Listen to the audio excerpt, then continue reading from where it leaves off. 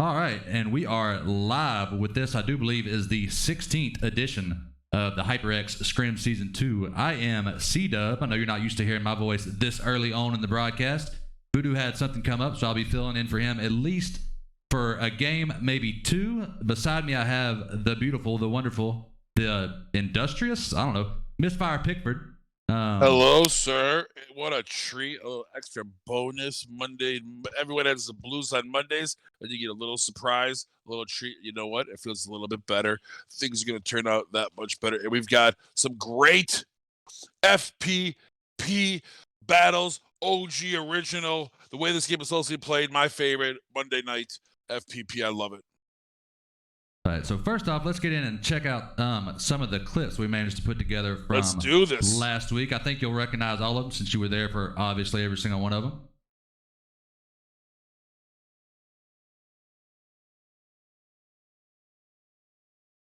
Enough. Oh, these grenades bouncing down. Oh my gosh. Look at that. It's like artillery barrage. They're throwing smokes up the hill. And Mobile Warriors are throwing hand grenades down the hill. Oh no, that molly is very detrimental to their health. Whoa, I'm not sure exactly what would have happened here, but that was very strange indeed.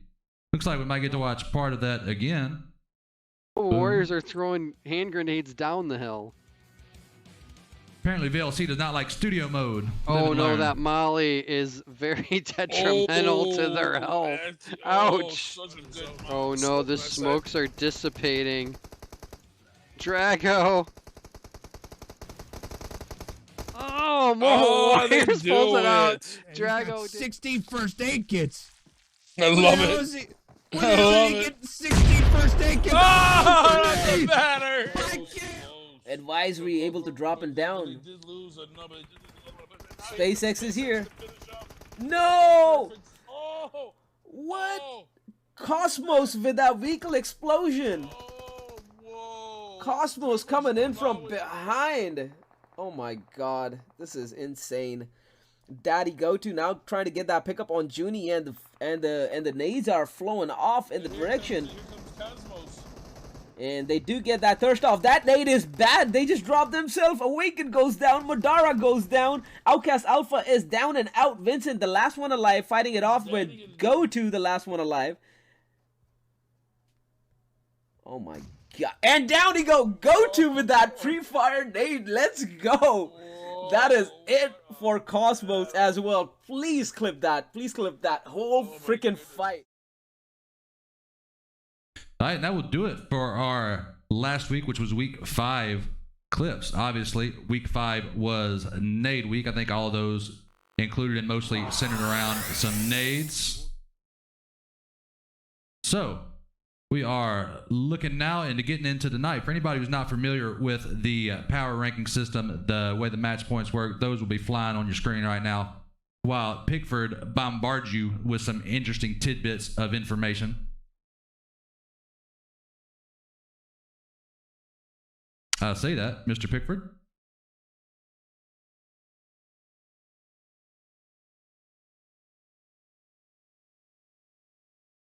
Let's see, we seem to have lost our Mr. Pickford.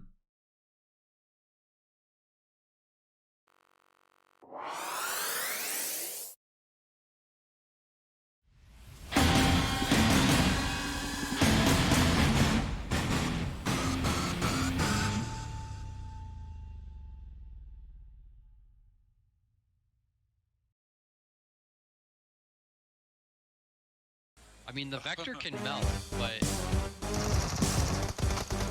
you gotta hit your shots with it, just like that. He's up there. He's up there battling. There you go. Hit the Sphincter getting tighter and tighter. Attitude looking around. Can't seem to find anybody. Taking out Jonica. Finishing Jonica. Hearing Sirach coming around the corner. Can he get the kill? No, he doesn't. Yeah. Now he gets out. And now nobody gets this. What are they doing? They didn't realize he was in the back seat, I don't think.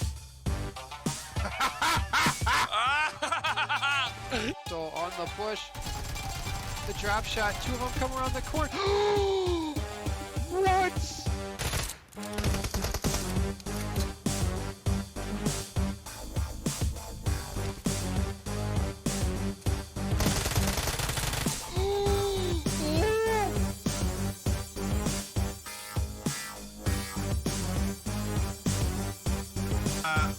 On board with Prod here with these incredible strategies here as he's taking shots here at the wall.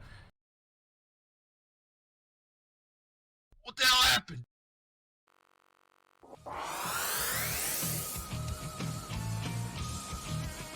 All right, so we are now into the gameplay. We're not going to be listening to that music. All right, so Mr. Pickford has had to step away. His microphone is muted for one reason or another. Let's take a look at our plane path going down from the western side of Millie Island up into Zarki area.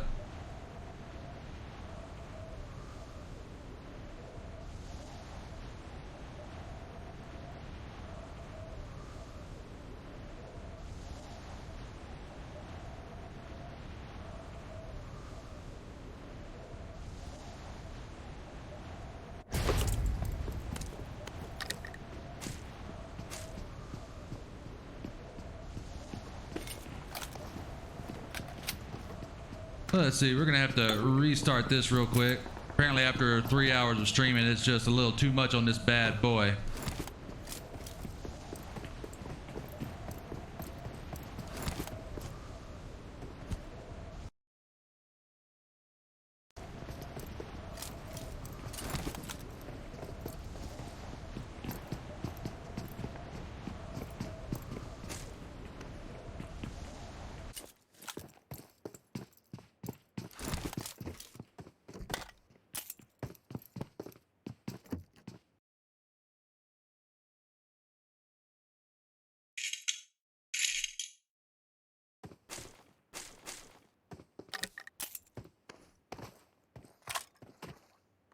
All right, and while we wait on Mr. Pickford to get back, we'll see what kind of action we can get into.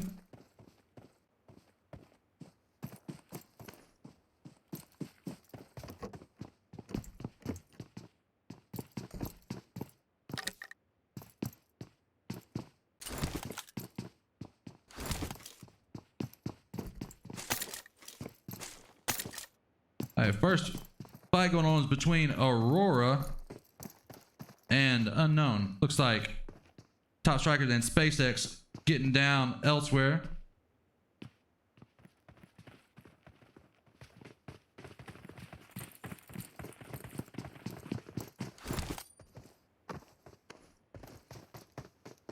All right, so SpaceX wound up with 14 kills off of that. We've got some weird glitch going on with this here device. Let's see if we can't move it around and figure out what in the holy hell is happening.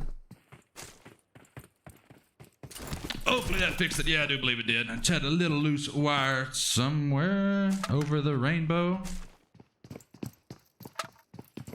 All right, so starting out, currently we have 22 teams involved.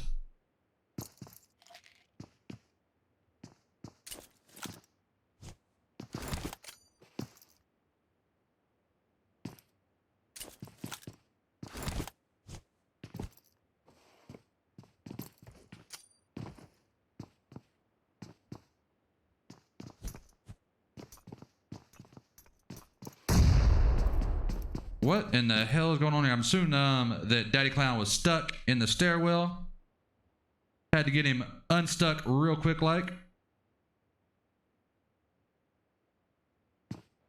We're going to check on with Forsaken Gaming Red, I do believe. Yes, Forsaken Gaming Red against D Embassy up here in North George while I try to restart this and figure out what in the holy hell can possibly be going on all of a sudden.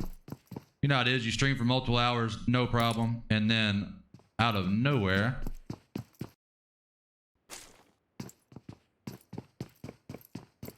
tech issues.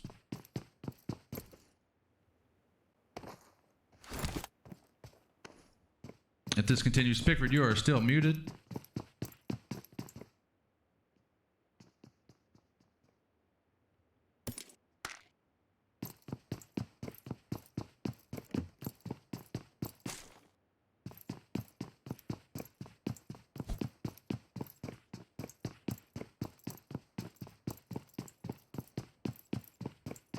Can you hear me, Mr. Pickford?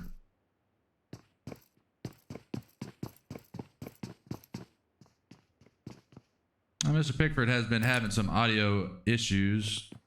Got the mute and the unmute. You're still not lighting up there, Mr. Pickford. Your microphone is not working. I would suggest plugging in and replugging.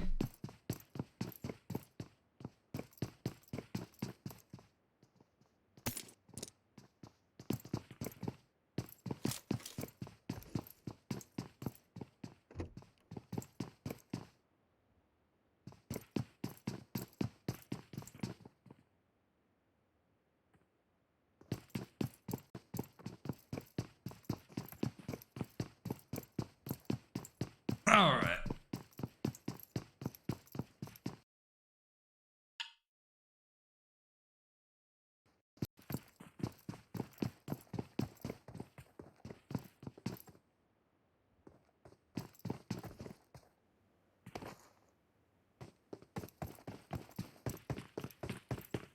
So we seem to have an adapter or something shitting the bed. As soon as we get Pickford in, we will watch it from his perspective temporarily while we get this fixed.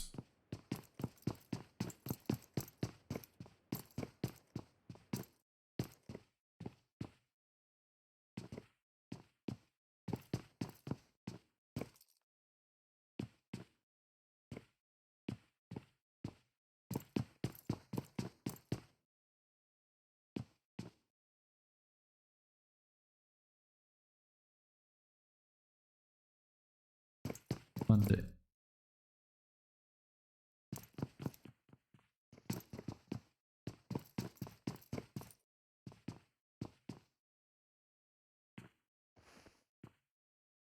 All right, so we might have to do this without Mr. Pickford. Hopefully not. That is my favorite part about casting these.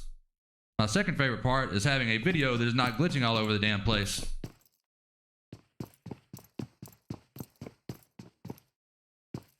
So let us fix that there issue.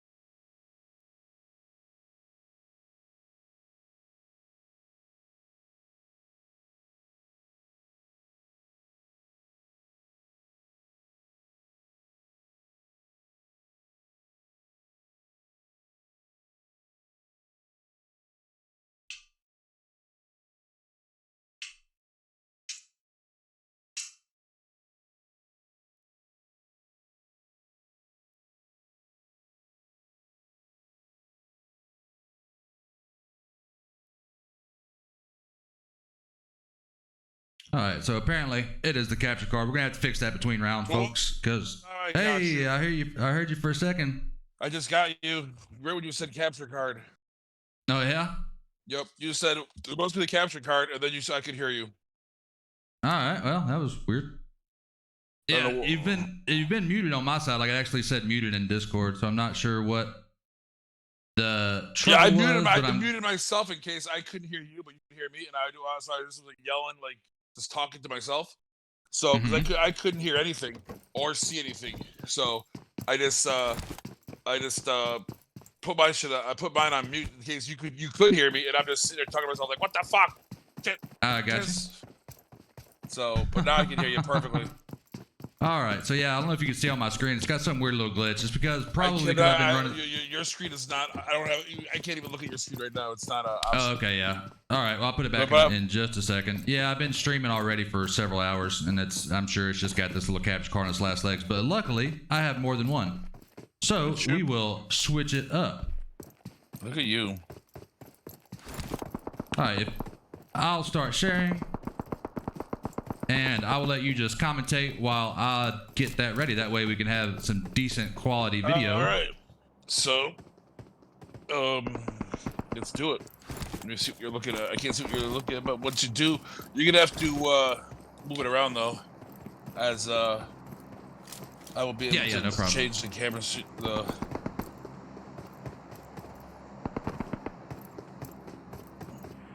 we go. Let's see what are you looking at? What are we looking at? So far, we got the top of the mountain. We need to get down to Sweats, wherever they are. All right, so yeah, we're looking at what is that? Team 13. We got what is that?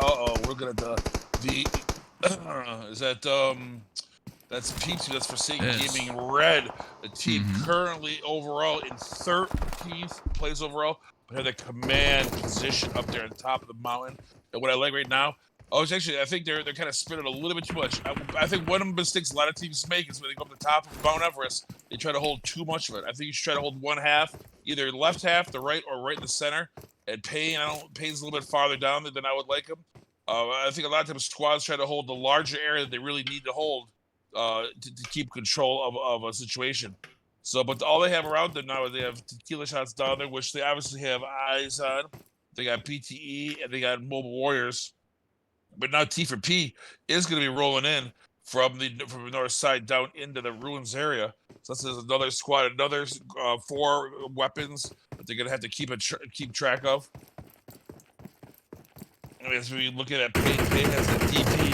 That weapon is so effective, both short and long range, especially when a vehicle drives up. One thing I love about that DP-28 is that if you have multiple vehicles going up, you can just really spam at least one of the vehicles. And pretty much destroy one vehicle, and then switch over and at least have 10 rounds. Unless they lost the signal. They have about 10 rounds to keep fire before you actually have to reload. Very temporary here. We will change this. And right now is because we have 21 teams, but we have just as a big overview as we wait for the screen to come back. We still have the embassy up north. And we have a lot of teams already in this zone, in this western zone. It seems that since that last version of the Erangel map has come out, that I think we've seen a lot more West Coast circles than we did in the past. Thought we saw a lot more northeast and eastern, and we really have seen, I think, a very, very few military final circles. Where we saw, I think, a lot of them earlier in the previous version of PUBG. And with that said, we're also seeing a lot of the standard opportunities. We see OUTcast Alpha in Pachinki. I like how they're not going directly center right now. They're holding that Pachinki area, a huge area, still probably looting up. Forsaken Gaming holding more of a center, and actually OUTcast Bravo doing more of an OUTcast Alpha play, where they're trying to get as close to center as they can. You've got the Autobots. They landed in Quarry. They looted that whole area, and now they like to go up to that hill and those compounds to the right of Quarry and hold them on top of there. GME likes to loot that South Gadka, that road, all those compounds on the road, and hold it. This is usually what happens. And you think they'd be used to that. Autobots and GME usually get into it a little bit right about this time. This is what's happening right now. As we see, who's at Team 22, we've got just for fun, they are. They're going dead center. Pretty balls. They're gonna go right into maybe 10 HP if they don't stop short on some of these compounds. And if you look at one good thing I like about this, the West Coast versus East Coast, is that the West Coast has a lot of 2 or 3 little building compounds. There's not a big city. There's Quarry, Pier, Gatka. That's about it. But there's a lot of 3 to 4 building little compounds that a team can jump into and hold down. Versus if you look at where you have Mansion, you have Yasnaya, there's a huge amount of just open area on the East Coast of the side. As we see Autobots and GME really going up. Looks like Autobots and GME. Looks like Autobots is good. It's pushing hard on them. Could be. Yeah, Corn last up does get a knock though. Corn does. Can he make? He's got Fat Point down. He got Raid and Saibe. No, he's getting the hammer from the other side. But somehow knocked Saibe. He was so low that Uzi had him beat. But then Rain is coming able to easily finish that off. That was very surprising. Kudos to Corn for at least being able to turn so quickly. Simon is a pretty good player. For him to turn that fast and put him down, that was pretty impressive. And Trick going down at the hands of Snuggles. Wow. Teammate Trick, yeah. Speaking of surprising. So we got some teams that going out there and doing some real work tonight. Being impressive. Snuggles out there. And Corn, a guy I don't really know Corn from GB that well, but doing very, very well. Obviously the losing effort, but still individual efforts, even if they're on a failing call, should still be rewarded. That was a great job by Corn. Yeah, what I like here is you got gold circled around the back side of this to lend some support. I don't think that anybody knows that the gold's there. We're going to watch to see if Jonica will push in. Snow goes down to Mamba. Gold takes out Goose. Snow is thirsty. I do believe Crispy is last up.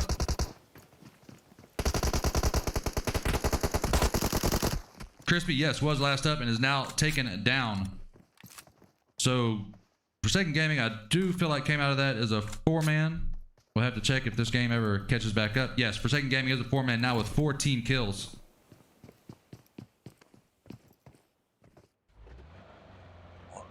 Checking out with Aurora as they get a free pass. Driving by for Obadiah Men Esports. Am I saying that right, Pickford? Yeah, for Obey. Obey. Okay. It means like voodoo in Jamaican, if I'm not mistaken, from our boys down in Jamaica. Their team all from Jamaica down there got together and have a lot of the same issues that our boys from Top Strikers. Okay, and just for everyone's knowledge, that Smiley has changed his name from T for P Smiley to T for P Forgotten. So I'm sure Bliss is gonna love that. Yeah, I'm sure. But so if you see Smiley, Smiley is now Forgotten. I just got through my various sources and resources throughout. Ooh, a nice up push to the north, and with the mountain, with all of Everest in that, and ruins.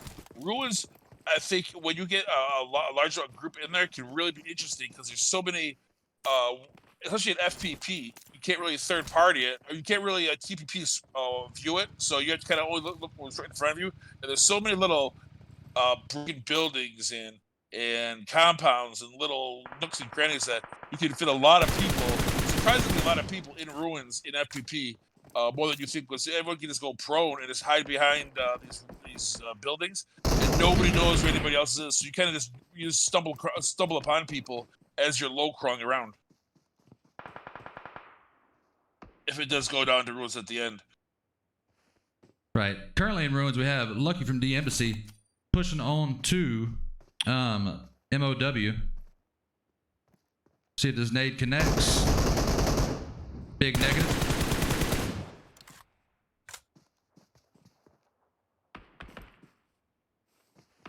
If one thing, I was asked by a couple of teams recently in our Discord. In this level of scrims, what's like one thing a squad can do to improve themselves? And in my opinion, what we've seen is a squad that stays tight together and fight is both attacks offensively and defensively as a group. It does so much better than when teams get strung out. Like even at the embassy right now, right? How strung out they are. Mm-hmm. It's gonna be like if Lucky gets knocked, he's pretty much gonna die. If Waterboy gets knocked, he's gonna die. But now that Kiro's up there with Lucky, now they're so much stronger with 2 people. They'll still try to get up there. Teams that stay together, and that's what the OUTcast Alpha was great at in season 1, was fighting and defending as a 4-person group. And I think a lot of teams get away from that. They get themselves strung out, get themselves too far away from each other, and end up getting killed when they really shouldn't have to. Yeah, it's got its pros and cons, and there's an in between. It's not black and white of you should or you should not. Well, I don't think you should be like so close that you're gonna get grenaded, but like I mean, you should be. I'm talking about. I say 100. If you're within 100 meters, I think you're correct. I'm with that. I can buy that. At this level, I mean, yes, you want to talk some advanced strats. You know, if you're going up there with some tempo storm, rotation, 2-2 rotations, pincer movements, something like that. Yeah, I get that. But I think at this level, if you want to be successful, match in, match out.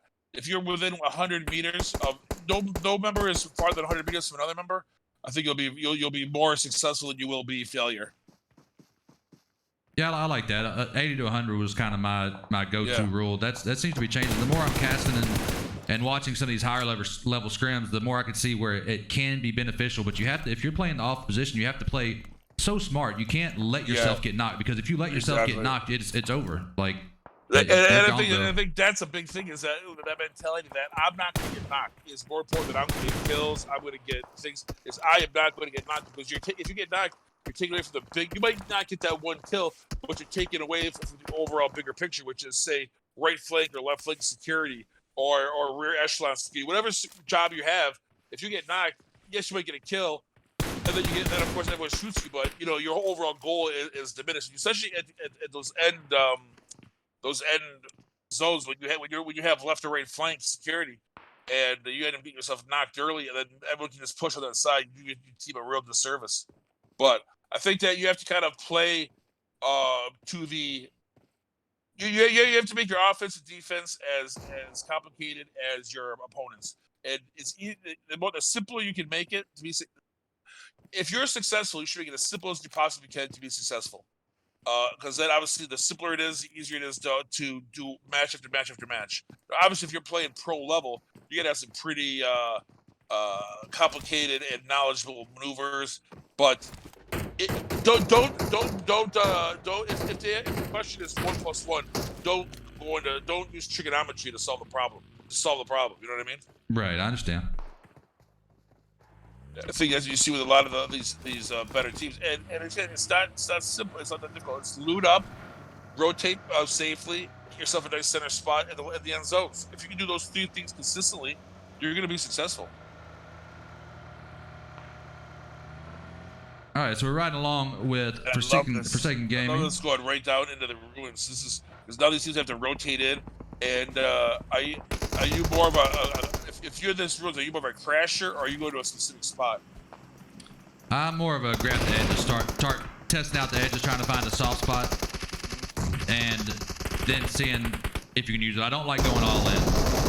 It's so difficult when you're at ruins, because if these were all buildings, fully forward buildings, you could crash in there, get yourself a building. But yes, there is cover, but is it really cover and concealment?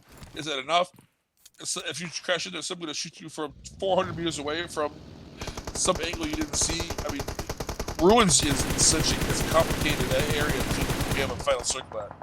Right. Speaking of all in, we just watched a 4 Men Esports was taken out by OUTcast on a crash, and now SpaceX crashes Forsaken Gaming.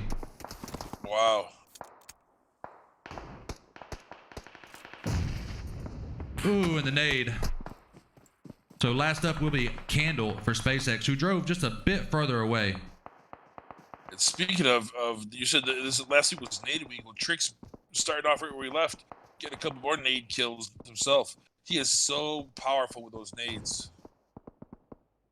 Be interesting to see if Candle's going to play it safe. There are still 15 teams alive, which would be a terrible time, as you know, to go out. Nobody wants to go out in the teens. Yes, this is the one. I mean, 16th is the worst, but 15th is pretty bad too. So we're checking in with MO4 as they're fighting on 2 different fronts. They're fighting to their south and to their northwest. It looks like they're about to have a fight come up to the east as well. We see off screen as OUTcast Wadu, or Ave, as he likes to be called, goes out. How fancy. Ave, yeah, I think it's French. I'm not sure. So he didn't want to be renamed after a troll screen anymore?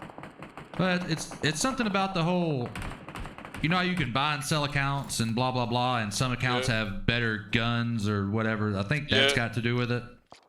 The initial reasoning was, I was playing on the other one and didn't have time to switch, but it's just hard to buy that for 18 events in a row. But anyhow, I don't get that buying or selling of accounts unless you're gonna sell it, just selling it because you're done with the game. You do a lot of stuff. I get that, but to buy it, to sell your account and buy a new one, that's I don't get. No, I mean, I don't get it either. I mean, maybe trading if someone has something you want and you're tired of the stuff you have, I guess. I mean, I've spent quite a bit of money on my account back in the day when I played a whole lot.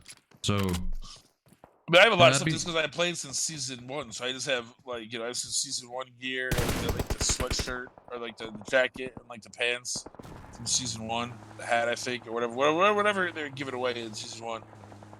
Checking with Sweats as they're down to 1 member unless Spec can be picked up by Poppy Zio. And we didn't really talk about those guys. Those guys have not. They have only 3 kills. They only showed up with 3 players, and that's kind of been their MO. I remember on Wednesday they showed up with 1 person in the first match. They showed up with 3 members in the second match, and now, but then they showed up with all 4 members, and they just start dominating from that point forward. So, Right. I mean, they're down. They only have 3 kills. They're playing pretty pedestrian right now. 3 kills, and with only Poppy Zeo left up, so we'll have to see if he's. But he obviously went to the Cdub school of smokes because he's well utilizing them to give himself a little cover while he heals, using those grenades more as holding them off than it is for them, so they can't push him while he heals up, which is very smart. He's got a pile of them for sure. He's about to start getting engaged from behind though. Tequila is the one that took out the entire team in Aaron Gall the last match on Friday. Tryhard took out 3 of the 4 members himself.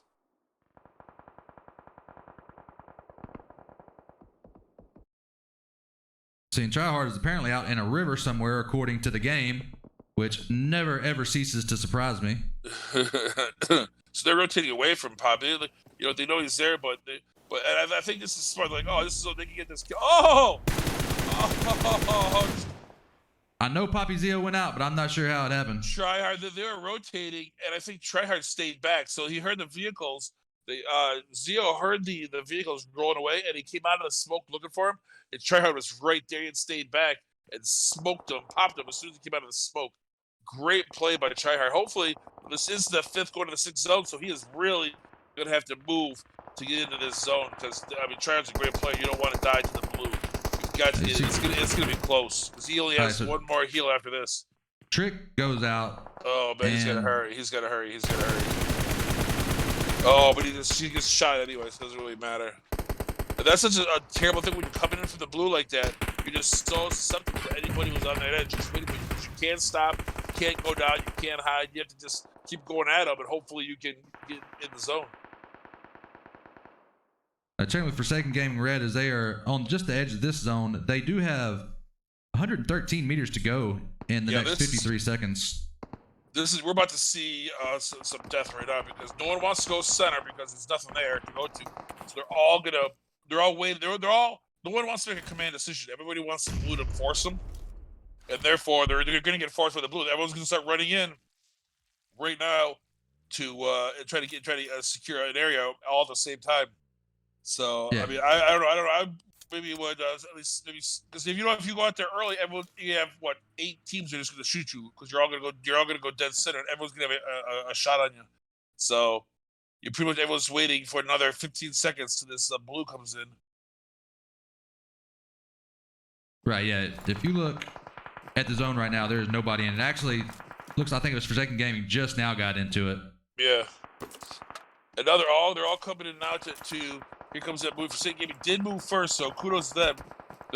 They're the first ones to, so they can at least now start shooting the teams as they come in. So OUTcast as a whole has a total of 10 HP because all the rest on Sarge. That's going down to 0 HP. They will go out in 6th place. And that's what it is. And you have Mommy and Forsaken Gaming going at it, but because and we saw Metaphor or Forsaken Gaming got there first. And they were able to kind of turn and start shooting this. Now, T4P is trying to get in. Zeno's going to try to heal up, but he's not going to be able to. He's like, you got Dodger and not Daly.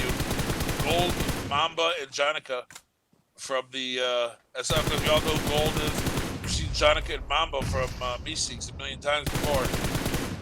Dodger goes down. Not Daly. I think it was smart that the Forsaken team was able to get there early, turn around. Like they started maybe like 7 seconds early, so there wasn't enough time for the teams to shoot them out. But they were able to get there, stop, and turn around. So whenever it was pushing in, they already were able to start shooting these teams as they come in. So that was very smart. As all we have now is U-turn and not delusional. The only 2 teams as we go down to 3 teams left for this first match. Right. U-turn and not Delu, each solos, and then we have a trio for Forsaken Gaming Red. Well, U-turn right now. If I'm U-turn, I see the circle. I'm not doing anything right now. I'm just hiding behind my little tree.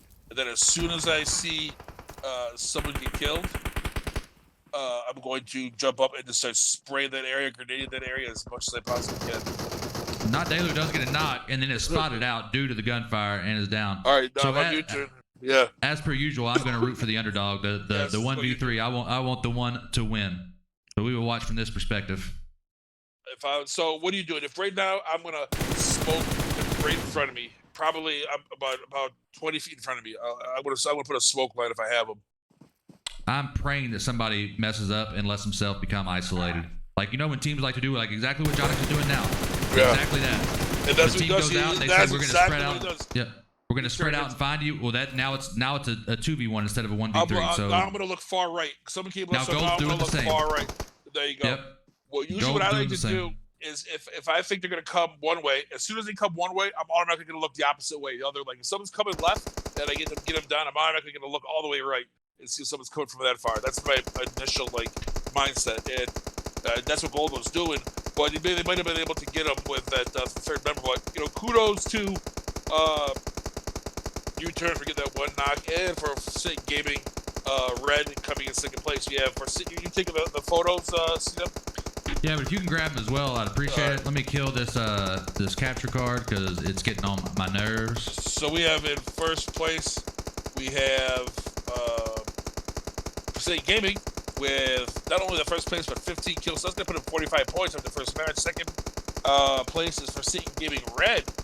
So it's a Cdub Gaming 1-2 punch. They came in with 5 kills. Third place, T for P, and the no longer Smiley but Forgotten comes in. They come in third place, but only 1 kill, so that could affect them in their third place finish. Tequila Shots in fourth place with 7 kills. Mena 4 with in fifth place with 5 kills. 6 OUTcast Alpha with 6 kills. Seventh place, BTE doing very, very well with 5 kills. And in 8th place, we have 10 HP with 5 kills. As I take these photos to make sure that I don't screw it up. And we are I'll going do the same. That way we have our backups. And then we're going to have a commercial. And then what we're going to do is after the commercial, we will have Hulk from SpaceX Red. He's going to talk to us about this new team that they have. And because, I mean, they have quite a few members over there at SpaceX. And we see Hulk playing with every other team usually on these scrims. So looks like he's going to be able to play with SpaceX Red on the consistent. So we will get into our sponsor videos while we do this, and I'll start sending out some screenshots as well.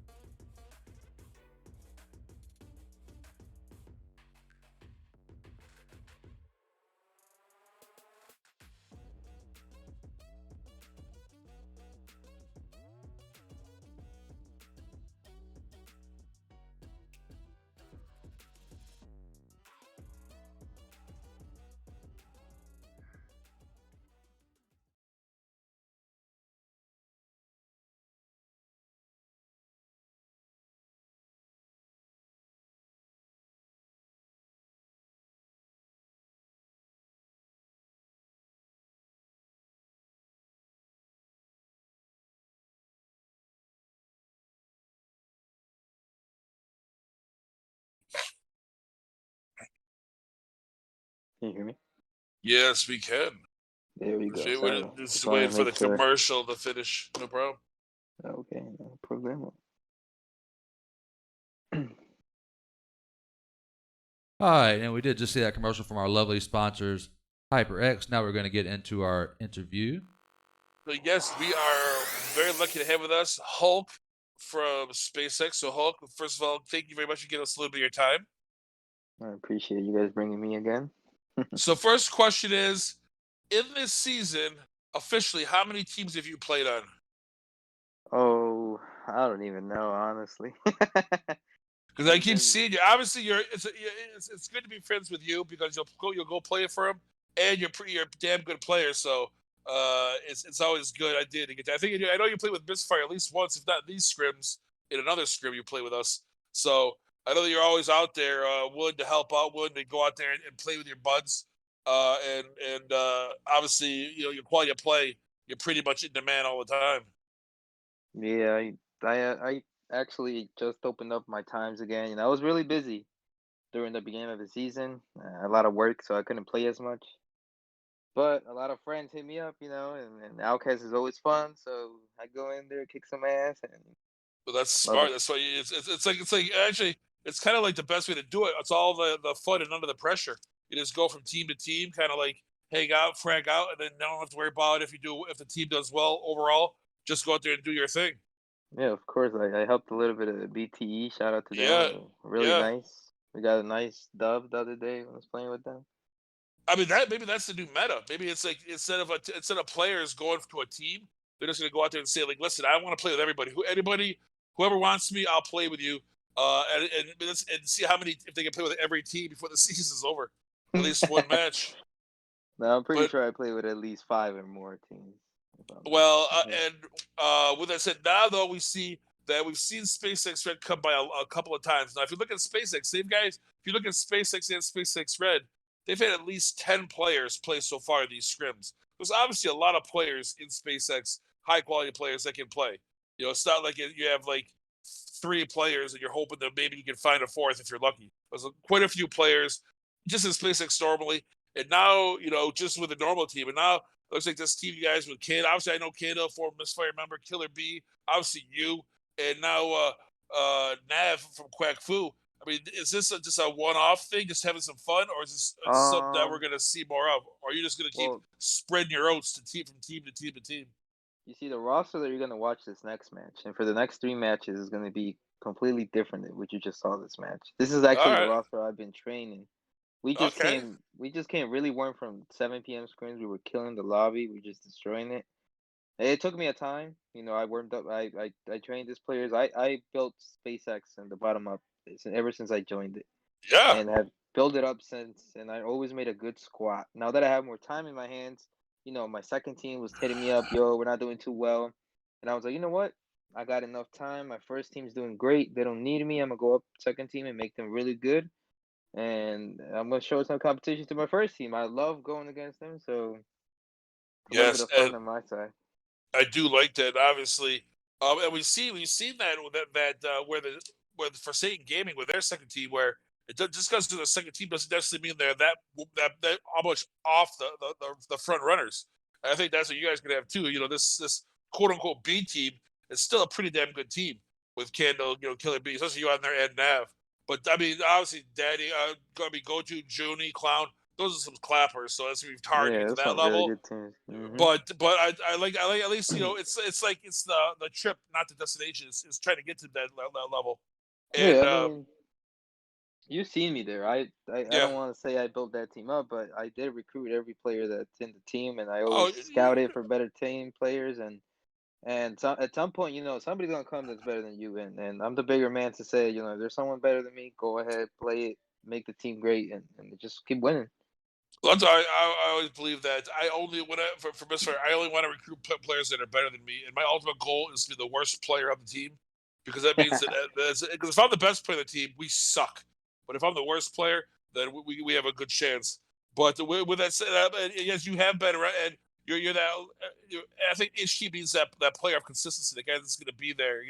Even if he has like other things that like come up like IRL stuff, he's not gone. He's just taken. He's just not as active. But he's always going to be there long term. I think that's Yeah. what that you are with SpaceX. Like it's like Seabass with BTE. They go together. I think that's kind of you and SpaceX. Like you think SpaceX, you think Hulk. You think BTE, Yeah. you think Seabass. There's certain players you think that go with that team, right? And I think Yeah, that's of what you course. guys go. So if you're I gonna brought the join image. SpaceX, you kind of like you represent what SpaceX is as a whole, I guess. Of course, and I don't want to take any extra credit from all my players. All of them work hard, but I told them I'm gonna put our name in the picture. We're gonna go in every single server. We're gonna train, and we're gonna make sure nobody doesn't know that we're in the lobby. Anytime they see us in the lobby, they know who we are. They know we're here to grind or have some fun. And I don't want to take any credit, but ever since I grabbed a hold of the players that I have, they have they have put their name out there. Everybody knows them now. So I'm Who's in just looking first for the next place? step. My first play will always be Legato. That's my man. That's my No, boy who's from day I one. mean, SpaceX is in third right now. You guys are tied with T for P. You guys have been either first place or just a point or two away from first place the entire season. So the proof is in the pudding. But with that said, we've got this new team. And everybody is. I hear like backbiting. I hear shit talking everywhere. And all the Discords I go to that deal with OUTcast Scrims, it's this Sweats team coming in here. These tier 1 guys coming in. They've won 3 matches in a row. Now they're all the way down in 11th place. They're far away from you. They might never be able to catch up to you because you guys got such an advantage. What is your opinion on this Sweats team coming in here? Guys from Jagger. From what is it? Pittsburgh Knights. Starlight. Starlight. What is your opinion on those guys coming into these scrims? I think midway through and just clapping. I honestly love it. I love the competition. We wanted, we were expecting 187 to keep playing and us being the ones that go out there and show them how it's done. They left, so now, I picked half of that team up. But right now, I love it when teams like that come out because we have a chip in our shoulder. We will always have a chip in our shoulder. You might be T1, whatever you want to call yourself. We don't care. We're going to still push it the same way. And we love it, though, because now it brings someone that can face us. But I know my team, and they're not going to give up, believe me. And in one instance, I'm pretty sure that Nick has seen us won 8 games in a row, 5 games in a row. Mm-hmm. Yeah, I mean, I've seen every one of these matches. Now, so you have that issue way off the back, but right in front of you, you got T for P tied with you for first place. You guys both have 278 points. Who's going to be able to finish this marathon? Because right now you guys are both. Because what I'm looking at the stats. You guys are kind of like either hit it out of the park or have a stumble. You guys are either first place or 8th, first, second, 9th. Where it seems that T for P is like second, third, fourth, third. So it's kind of like you guys are both getting the same amount of points over a week. You're getting up with maybe 2 first places and a 9th, and they're getting it with like 3 fourth place finishes in a row. Yeah, I feel like it's my team, what I can say, because if you look at the lineup, we have brought in new players, and every time you bring a new player to a team that's been practicing together, I don't put my nose in that team anymore because I know they have a synergy. I'm not gonna bug them. I'll let them do their thing. I have subbed for them before, and I did notice that they were a little bit off because I go in aggressive and I go hard, and I was a little curious what was going on. But the problem there, it's a little personal. I won't call any names, but I know some players had a little bit of problem. I'd always tell them, always come to me. I'm letting Legato take care of it. But we're always here to support. As soon as those problems are over and everything's talked to, you're going to see a little bit of different, a little bit of more practice between those players and show what SpaceX is about. And it's an attitude, Hulk, that makes guys want to come play for you. The best players want to come play for you. You're a stand-up guy. You don't bullshit around. You have a good reputation in the game. So I think that all goes for the guys. Not only players that want to come to play for you, but want to stay there and also expect you enough to come to you if they do have an issue. Because like I said, you got that SpaceX team, Daddy, Gadu, Junie, Drago, Cloud. That's a stacked team. And I mean, even this, your quote unquote second team is better than a lot of the first team. So kudos to you on what you've developed. And you know what? Hopefully by the end of this season, as we get ready to go into the second match, we're talking to you in the final week when it's neck and neck with you coming down for first place in the overall CIC with the second season championship. Oh, we're going to be hunting it. You're going to see us this next match, just putting in the work for our team. All right, good luck, Hulk. Thanks again for coming. Give us your time, man. Appreciate the interview. Have a good day. I tell you what, I mean, you Cdub, there's guys like you, Cdub. There's certain people out there that you might think that he's like, very few people have a negative opinion of Hulk. You might think he's like a new, there's always the trolls, but very rarely do people say that that Hulk isn't like a stand-up guy. Same thing with you. You have a good reputation in the game, and I think that that means a lot and is important. That because I've really never heard anybody really talk shit about Hulk in this game. At least not to me, at least. We just start rumors about him. We just start rumors about him.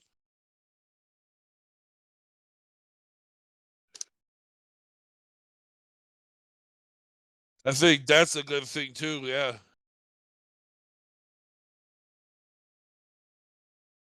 Yep. And that can be that's hard. I mean, I think everybody has trouble. Even I have trouble with that. Is when somebody quote unquote does you wrong that you want to like lash out and to not to have enough. And it's one thing I'm working on. That is to not kind of like be that kind of person. It's hard. Some people are terrible at it. I mean, look at half the discords. But if you can kind of hold your tongue and be the bigger person, it's I think over time you get more respect and more players want to play with you.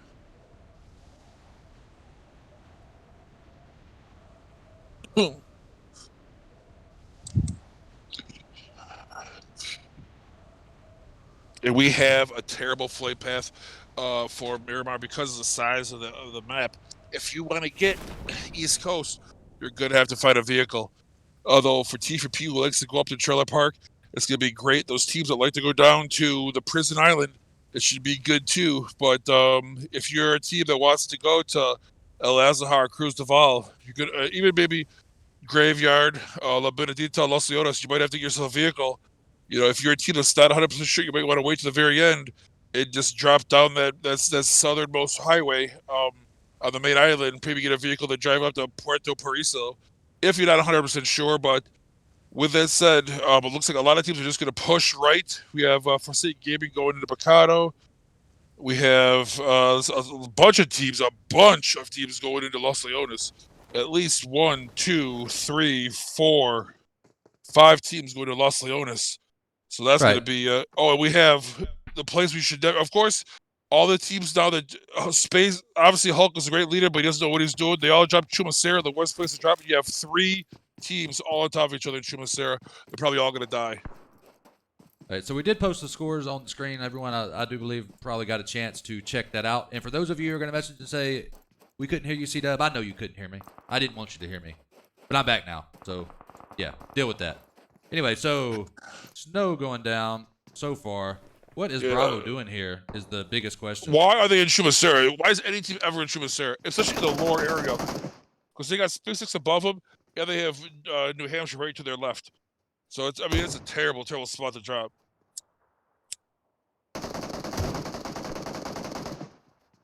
Right, But so everyone knows how I feel about this area, though. So Snuggle's going down. Great State of New Hampshire looks like they're going to run over OUTcast Bravo, and they do. So now we have New Hampshire SpaceX started up with a top. 10th place finish already. So New Hampshire, who hasn't had a lot of success so far this season, it starts out with a 10th place in the first match, and now getting a thirst or a run through. But now they're going through level 2. They beat the level 1 boss, and then they go to the level 2 boss, which is the SpaceX Red team. All right, and Hulk, who we just talked to, catching a knock early on, AK at mid-range, grabs another one. I believe that was him that got horsepower. Yes, it was. This look how like the SpaceX is waiting to push until they get at least 3 guys together. Now they're pushing it as a group. Hulk they all could have pushed like one at a time and been less successful, but they all kind of waited until all 3 was ready. And now Killer Bee is a little bit farther behind.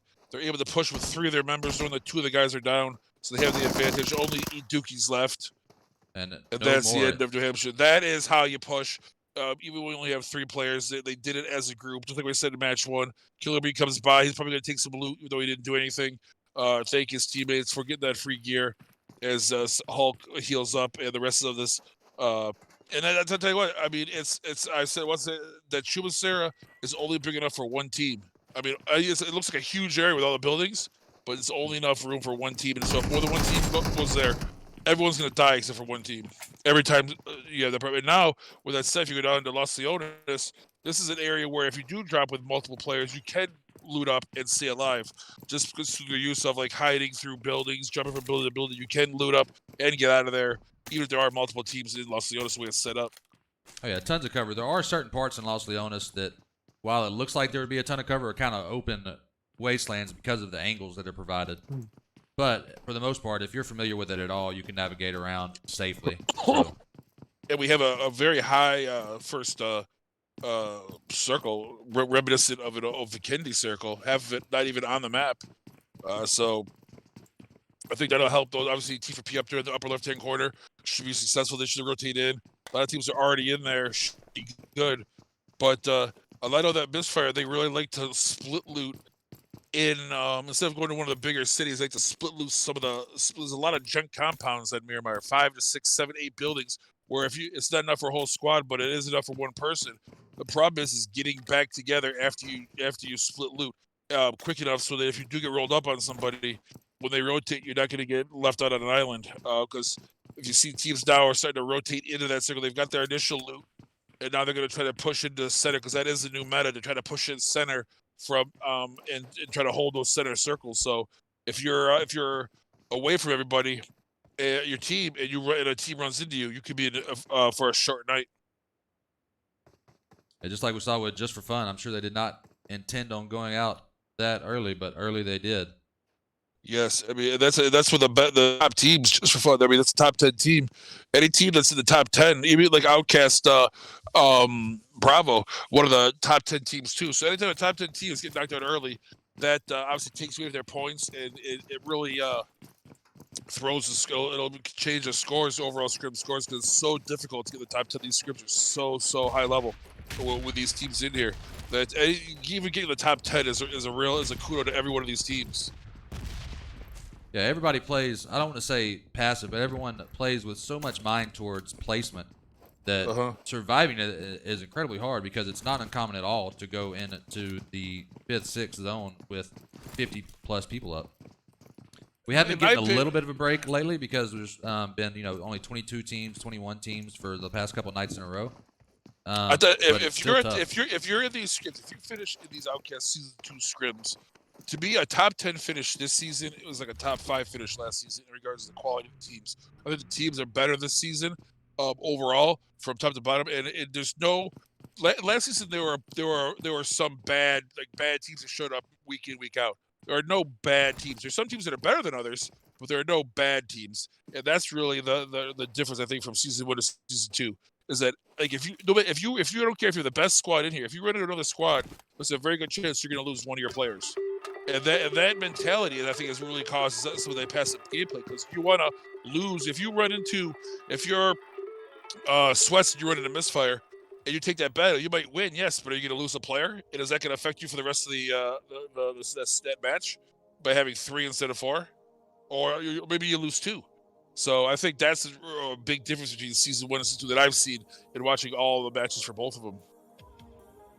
Right. I mean, just the fact that there's some experience. Season 1, a lot of these teams, the biggest thing they'd ever played in was OUTcast scrimmages, and so going to a season which all of a sudden we were keeping track with things, it was kind of a big jerk, a big learning curve, a steep learning curve, I should say. But now many of these teams have had 8 weeks of practice at it. Now we're a little over halfway through. They've had 12 to 13 weeks of practice at it, so the tactics have definitely evolved.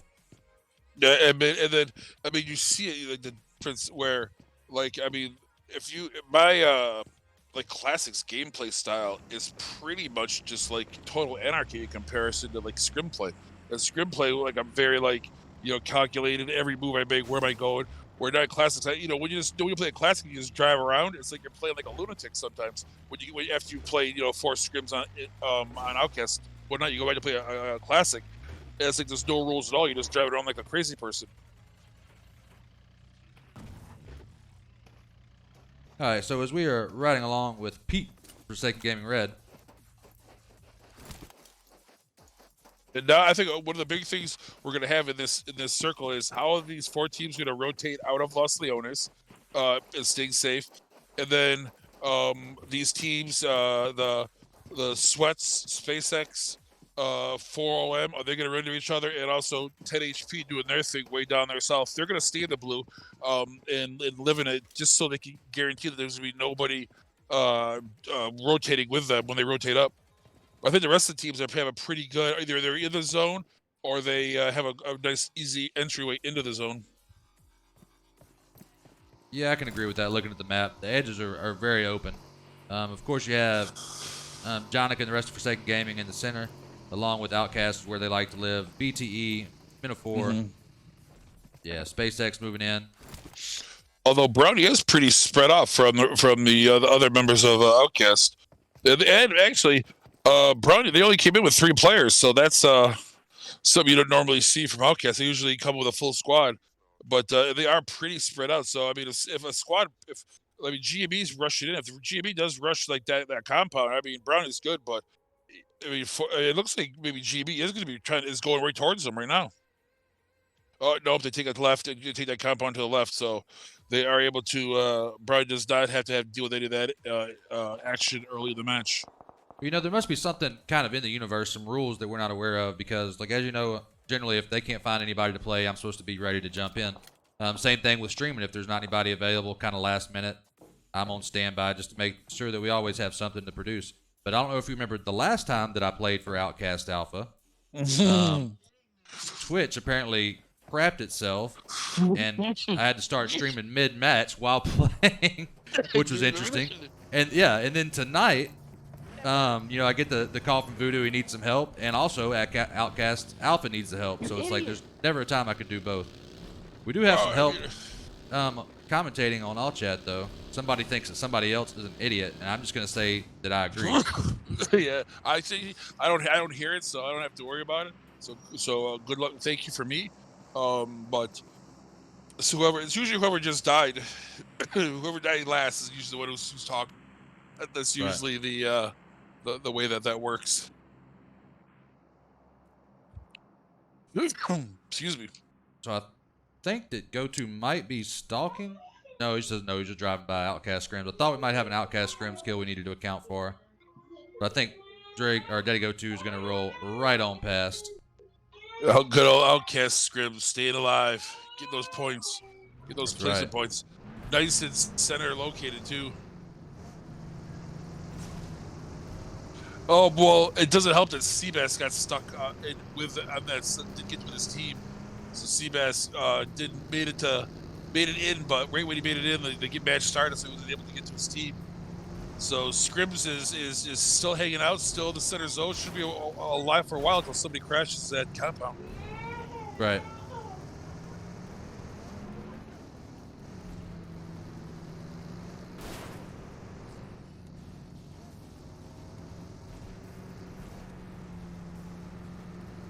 A little bit of an issue outside here with misfire with Bunny and MO4. Yeah, it looks like they're, I don't know, the misfire team's holding pretty tight inside this compound. So if Metaphor does roll up, I think Metaphor probably knows that they're there because they stopped driving right on top of them. And we'll definitely keep an eye on that. I think and you're look right. at there's quite a few teams in the blue just still coming to do. You got Men of Mobile Warriors. You have the Embassy. You have a lot of teams pushing into where Metaphor is too. So all those teams could run into each other very quickly.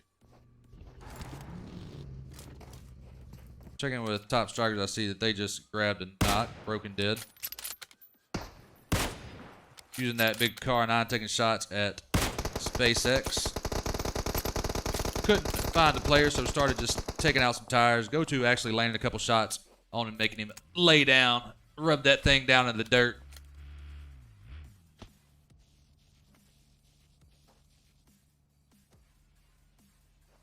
Ooh, and BBC K9's the Embassy on that rotate in on the south east side.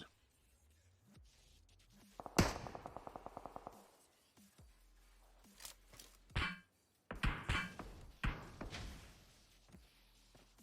do believe we're going to be able to get a pickup from Kiro on that. Look at this from FP and BBC's point of view.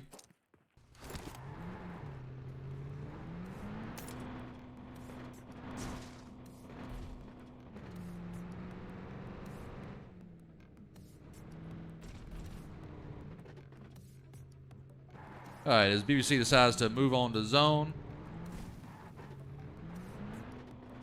See if Tequila Shots ends up getting closer than needed here.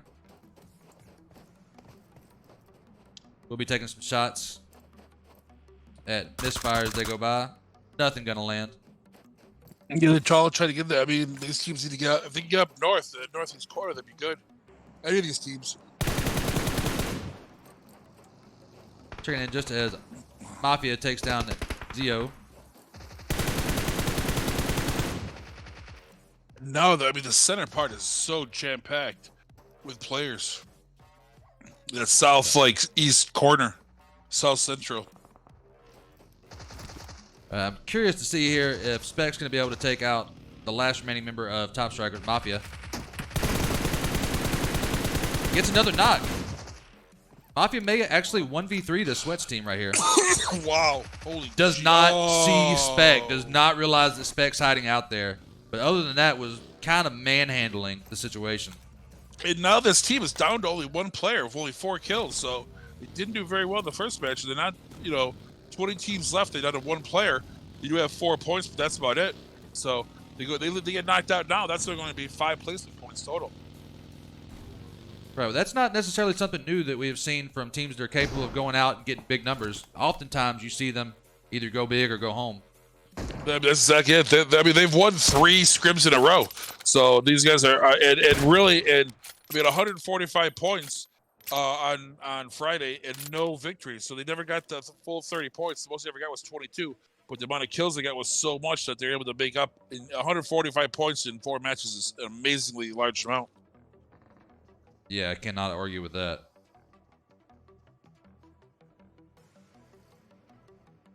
All right, check in with Bunny and the rest of Misfire as they try to finish up this fight. There seems to be... They got 4 OM down there, yeah.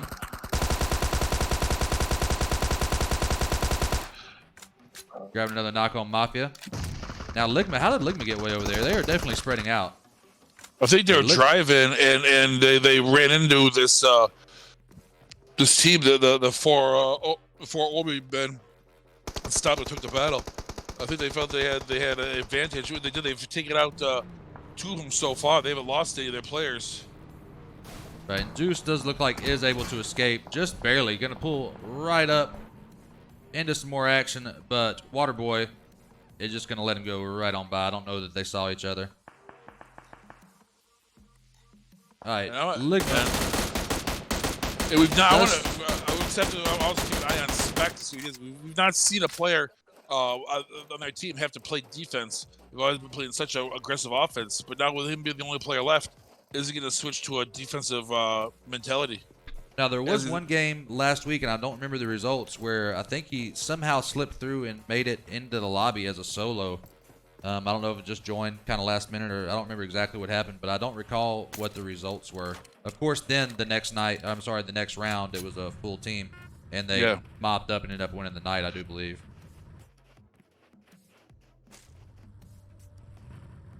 All right, so zone shifts back up to the northwest to La Cobreria, which is Outcast Alpha's old stomping grounds. Yes, that's what they like every time. Yes, that was the place. And then Brownie sometimes then he gets like a feather in his ass. And then he doesn't want to go there anymore for some reason. You guys will go there. We'll watch you guys. You guys will go there week after week. All of a sudden, you just go someplace completely new. So that's always fun to see where how they change. But now a lot of teams have to rotate away. Some teams are in there, but I mean all those teams in the in that southeast corner. How many are going to rotate straight in? How many going to try to rotate up and around? We'll have to see. So 10 HP sitting with 0 kills. And of course now this rotation, Ligma on his own is going to get himself knocked and most likely killed because he's way far out by himself. And now Brownie's smart enough to go rotate up north, knowing that there's probably not anybody up there because the zone, because of the playing path and where the zone's been going. So Clown not even going to stop and waste the bullets to get the thirst, I don't believe. Oh, yeah, you can go ahead and get it from a different angle. But unbeknownst to them, they do have a player, or 2 players actually, just right on the other side of the hill.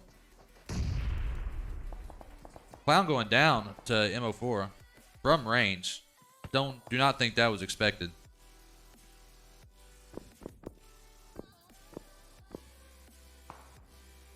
Off screen, we can see on the kill feed that Hulk goes down. I'd like to know what Maya fell off of. I'm assuming she jumped out of a moving vehicle.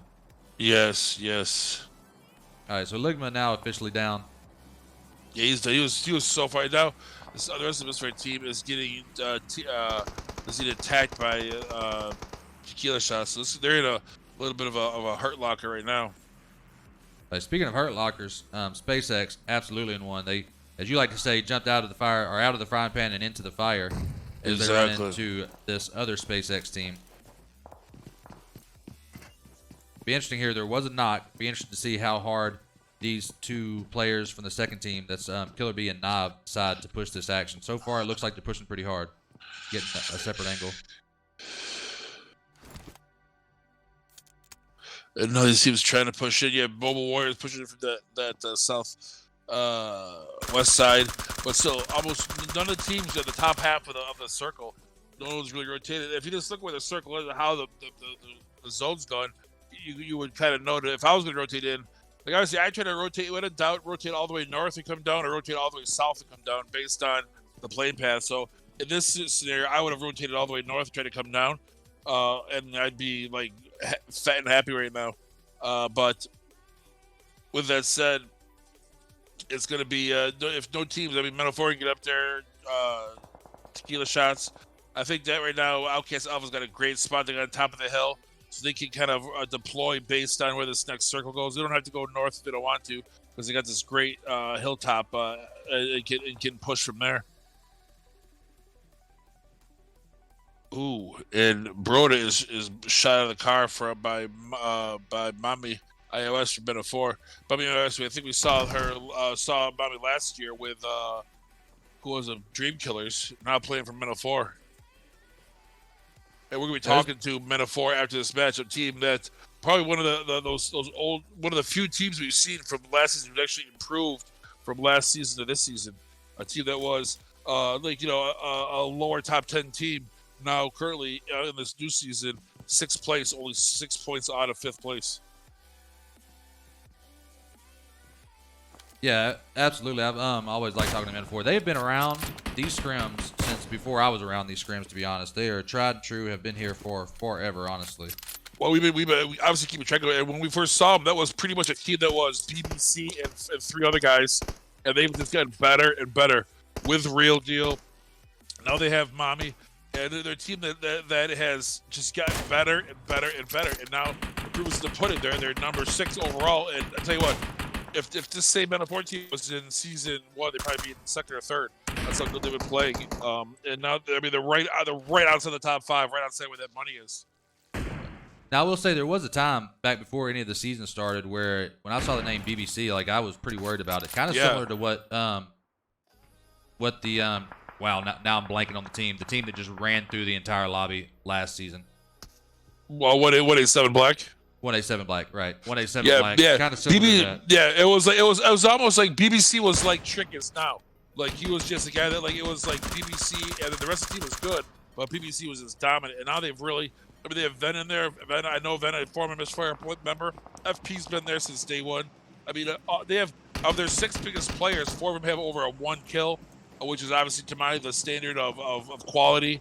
If you're getting more kills and you're getting killed, you're doing well. You're going to be successful. Right. I guess we'll be able to bring all that up to them and also Spec from this Swiss team has got himself into a little nook and cranny, like played very, very well, got himself in this almost center zone, as close to center zone as he feels comfortable, but he should be able to stay alive for a minute. No one's going to really be able to, he does have eyes on T4P, but doesn't take any shots. It's just making sure he knows where everybody's at. We're checking it now with SpaceX, as they are finding themselves 250 meters outside of zone. Ooh. They have to rotate in. They've got a fairly clear path. It's just a matter of what route they take through these mountains. It seems to be tequila shots too, also very, very far out of zone.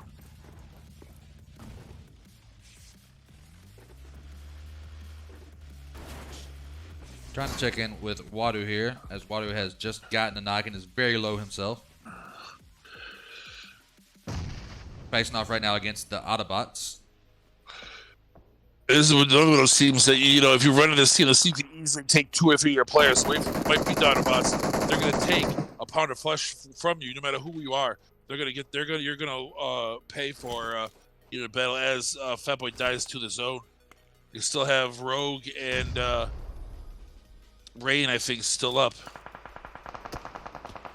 And now the zone pushes in farther, so Brownie literally, like, pushed forward and got himself up, like literally couldn't get himself over. Now he's gonna be careful because TVP is right on his shit and is putting rounds on him, and he's all by his lonesome, carving out that compound for himself. Can the rest of the team get there before anybody puts Brownie down? Yeah, this is kind of a controversial thing here, because if you are the only person holding down this compound and you're not going to get picked up, do you stand out and take shots and expose yourself like this, or do you just try to hide in and defend if something happens? Some people say you need to make your presence known. If people know that, it depends. If people know that I'm there and they're going to be attacking, I'm going to fire back. But if no one knows I'm there, I'm probably, it depends. It also depends what my comms are with Avi and with my other teammate, what's his name, Advisory, because now they're pushing him. So now T4P is pushing Brownie. They know he's all by himself. He's got to be very careful. He's like... Oh, and that is not the move, though, is to run out of that cover. Because I don't think they would have pushed down off that hill. No, that was bad. And plus he has the rest of his team right behind him. They're pushing on from behind. So I don't think it was smart for him. He should have just held cover until they got those knocks. Then now is when he should be jumping out. Because now he knows they're going to be pushing back up to get to his teammates, and he can maybe get some rounds off. But I think him jumping out too early did himself a disservice. Although now they are getting third-partied by the Autobots too, so T4P is in a bad little situation right now. Yeah, not looking good.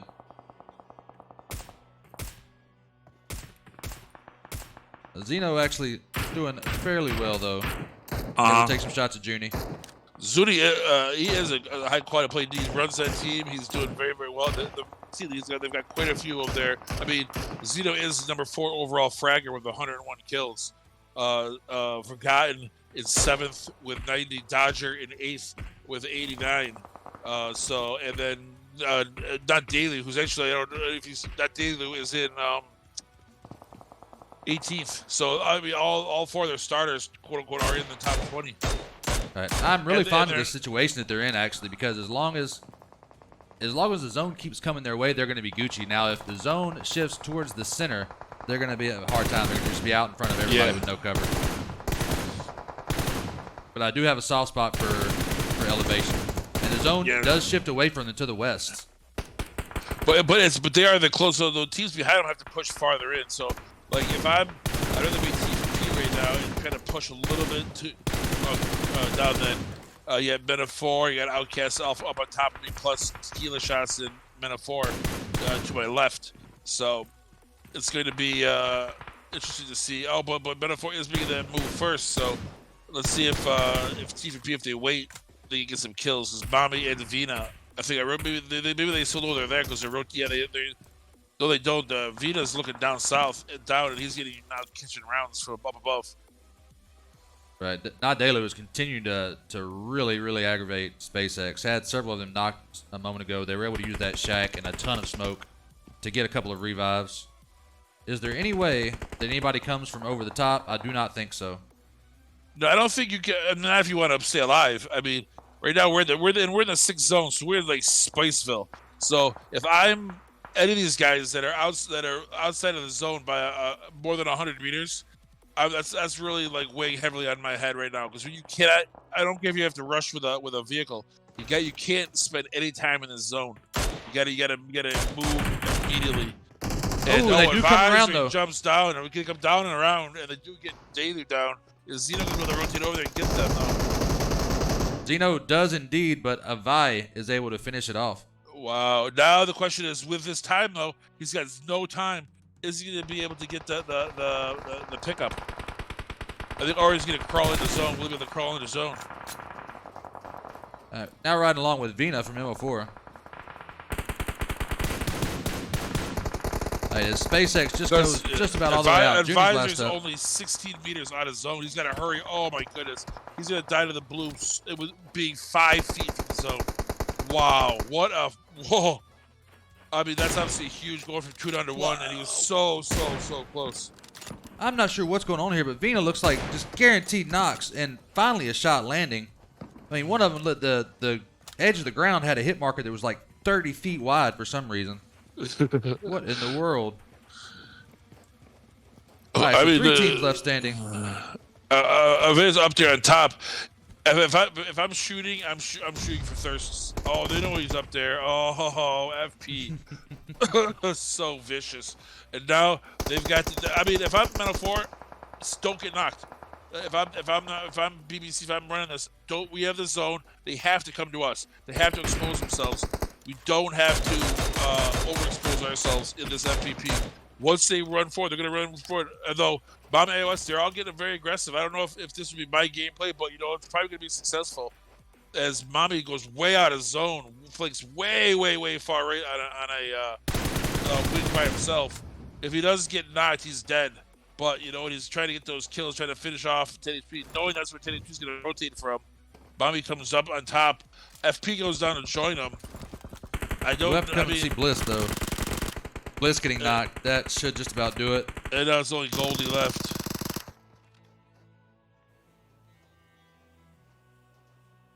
Yeah, not much chance of this working out well in a downhill position versus this many opponents. Absolutely no element of surprise. Firepower versus firepower. The team we're going to talk to next, this Men of 4 team, coming in with a first place finish plus another 16 points. That's a total of 46 points for that second match. I think they were a top 5 team in the first match, so that should help them out. Second place, 10 HP, another top 10 finish for 10 HP. Good for them, but they only get 1 kill. OUTcast Alpha with only 3 members, able to clutch a third place finish with 4 kills. Fourth place, we have Forsaken Red with 6 kills.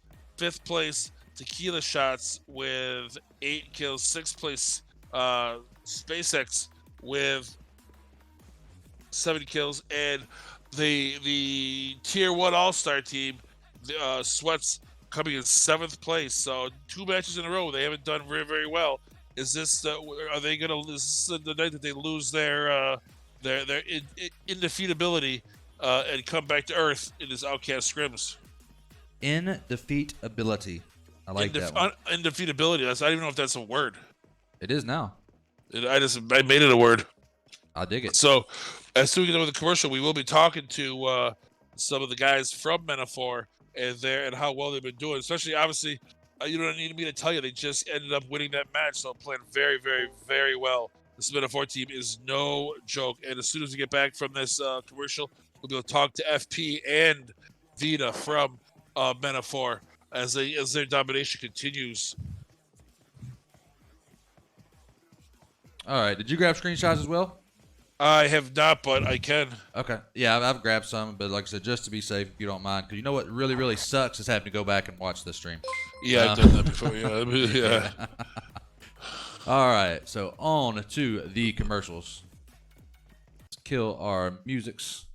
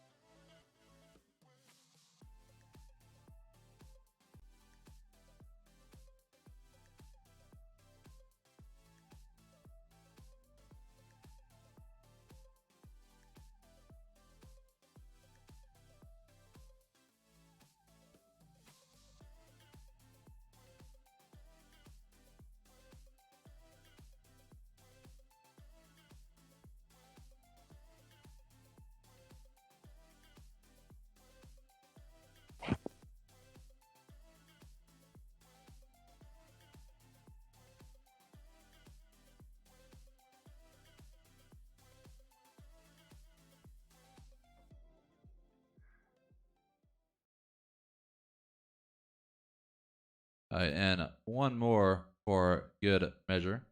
There we go. So we are back. And not only back, we are able to welcome one of the OG teams and one of the OG IGLs from this game. It is Metaphor and FP from Metaphor. So once again, sir, thank you for giving us a little bit of your time. No problem. Thank you for having us.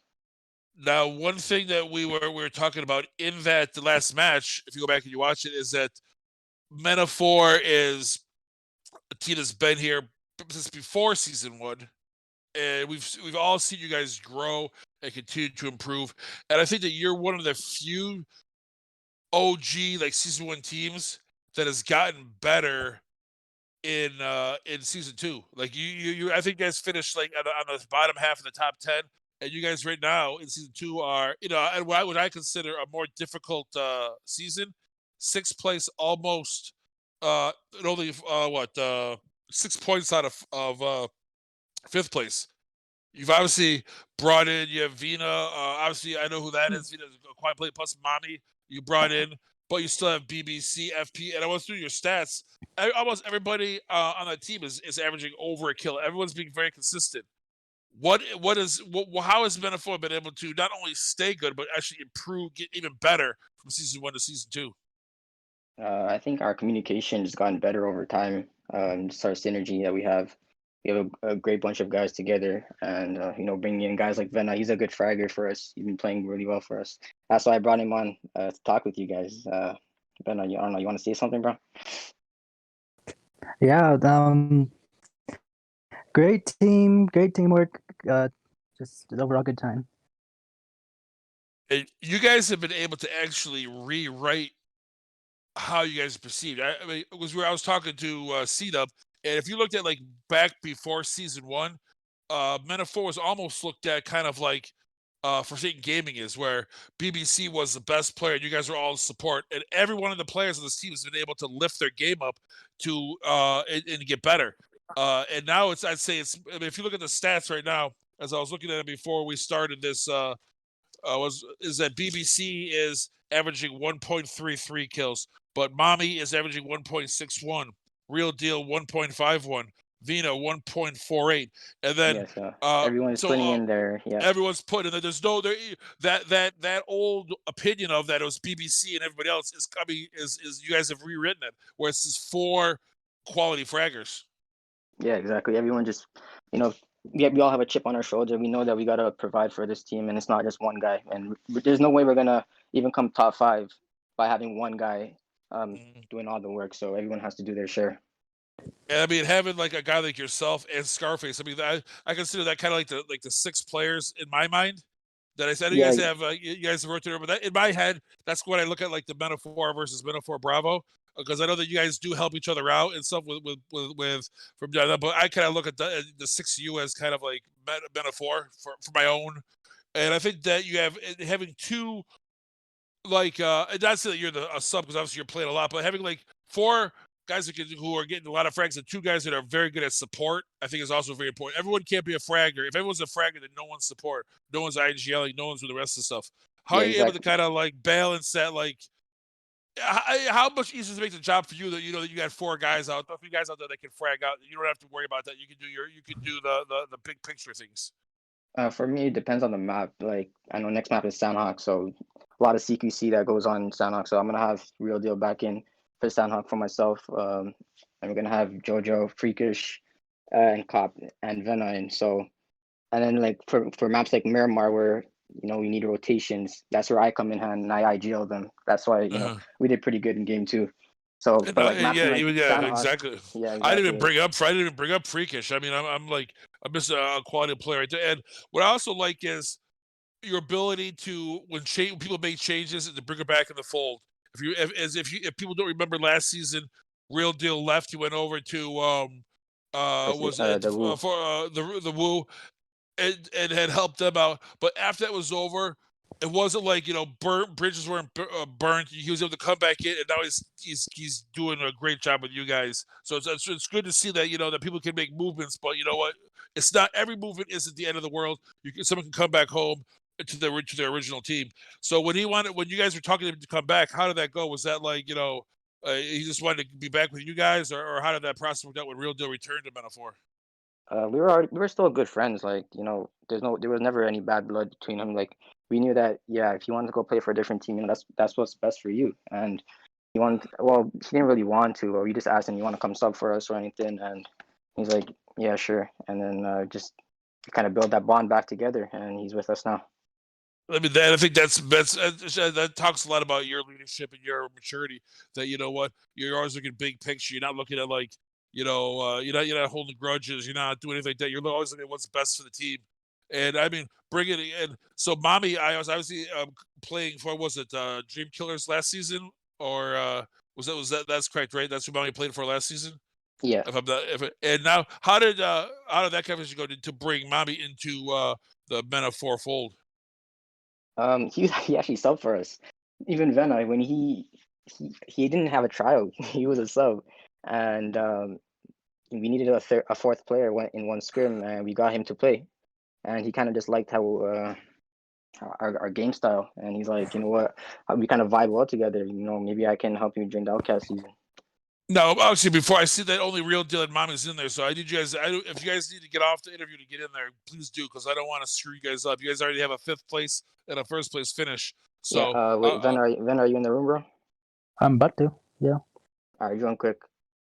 All right, so I'll say this: good luck. And you guys are going to continue. You guys have a 5th place and a 1st place. Now go with it. You guys are probably going to be in 1st place overall. What's your mindset going into this 3rd match? Consistency. You know, I don't know how many times I've preached it to my guys. Stay consistent. This is our mode, FPP. This is what we've been playing like since we started playing PUBG. So you know, we're not gonna kind of throw this away from us. We know G4F. We gotta keep them intact. They're 5-6 points ahead of us in the standings. So yes, we're gonna exactly. keep an eye on them in the kill feed, and just hopefully they can go down earlier.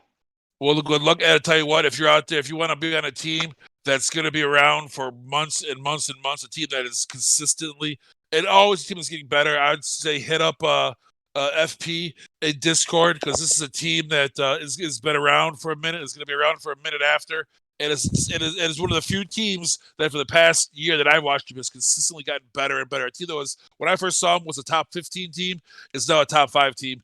And is only getting better. So congratulations to all the hard work you've done, FP, and good luck for the rest of today. And hopefully we're talking to you at the end of the season when you guys are going for the championship. For sure. Thank you guys for having us. And there we go, Cdub, a team that, and I think it's so hard once you get to a certain level to continue to get better. Match after is still, I think, is very, very difficult. And that's something that Men4 has been able to do. All right, so speaking of Men4, we do have the scores in, and currently Men4 is sitting on top according to the score sheet. Did I call it or what? 65 points. You did indeed call it.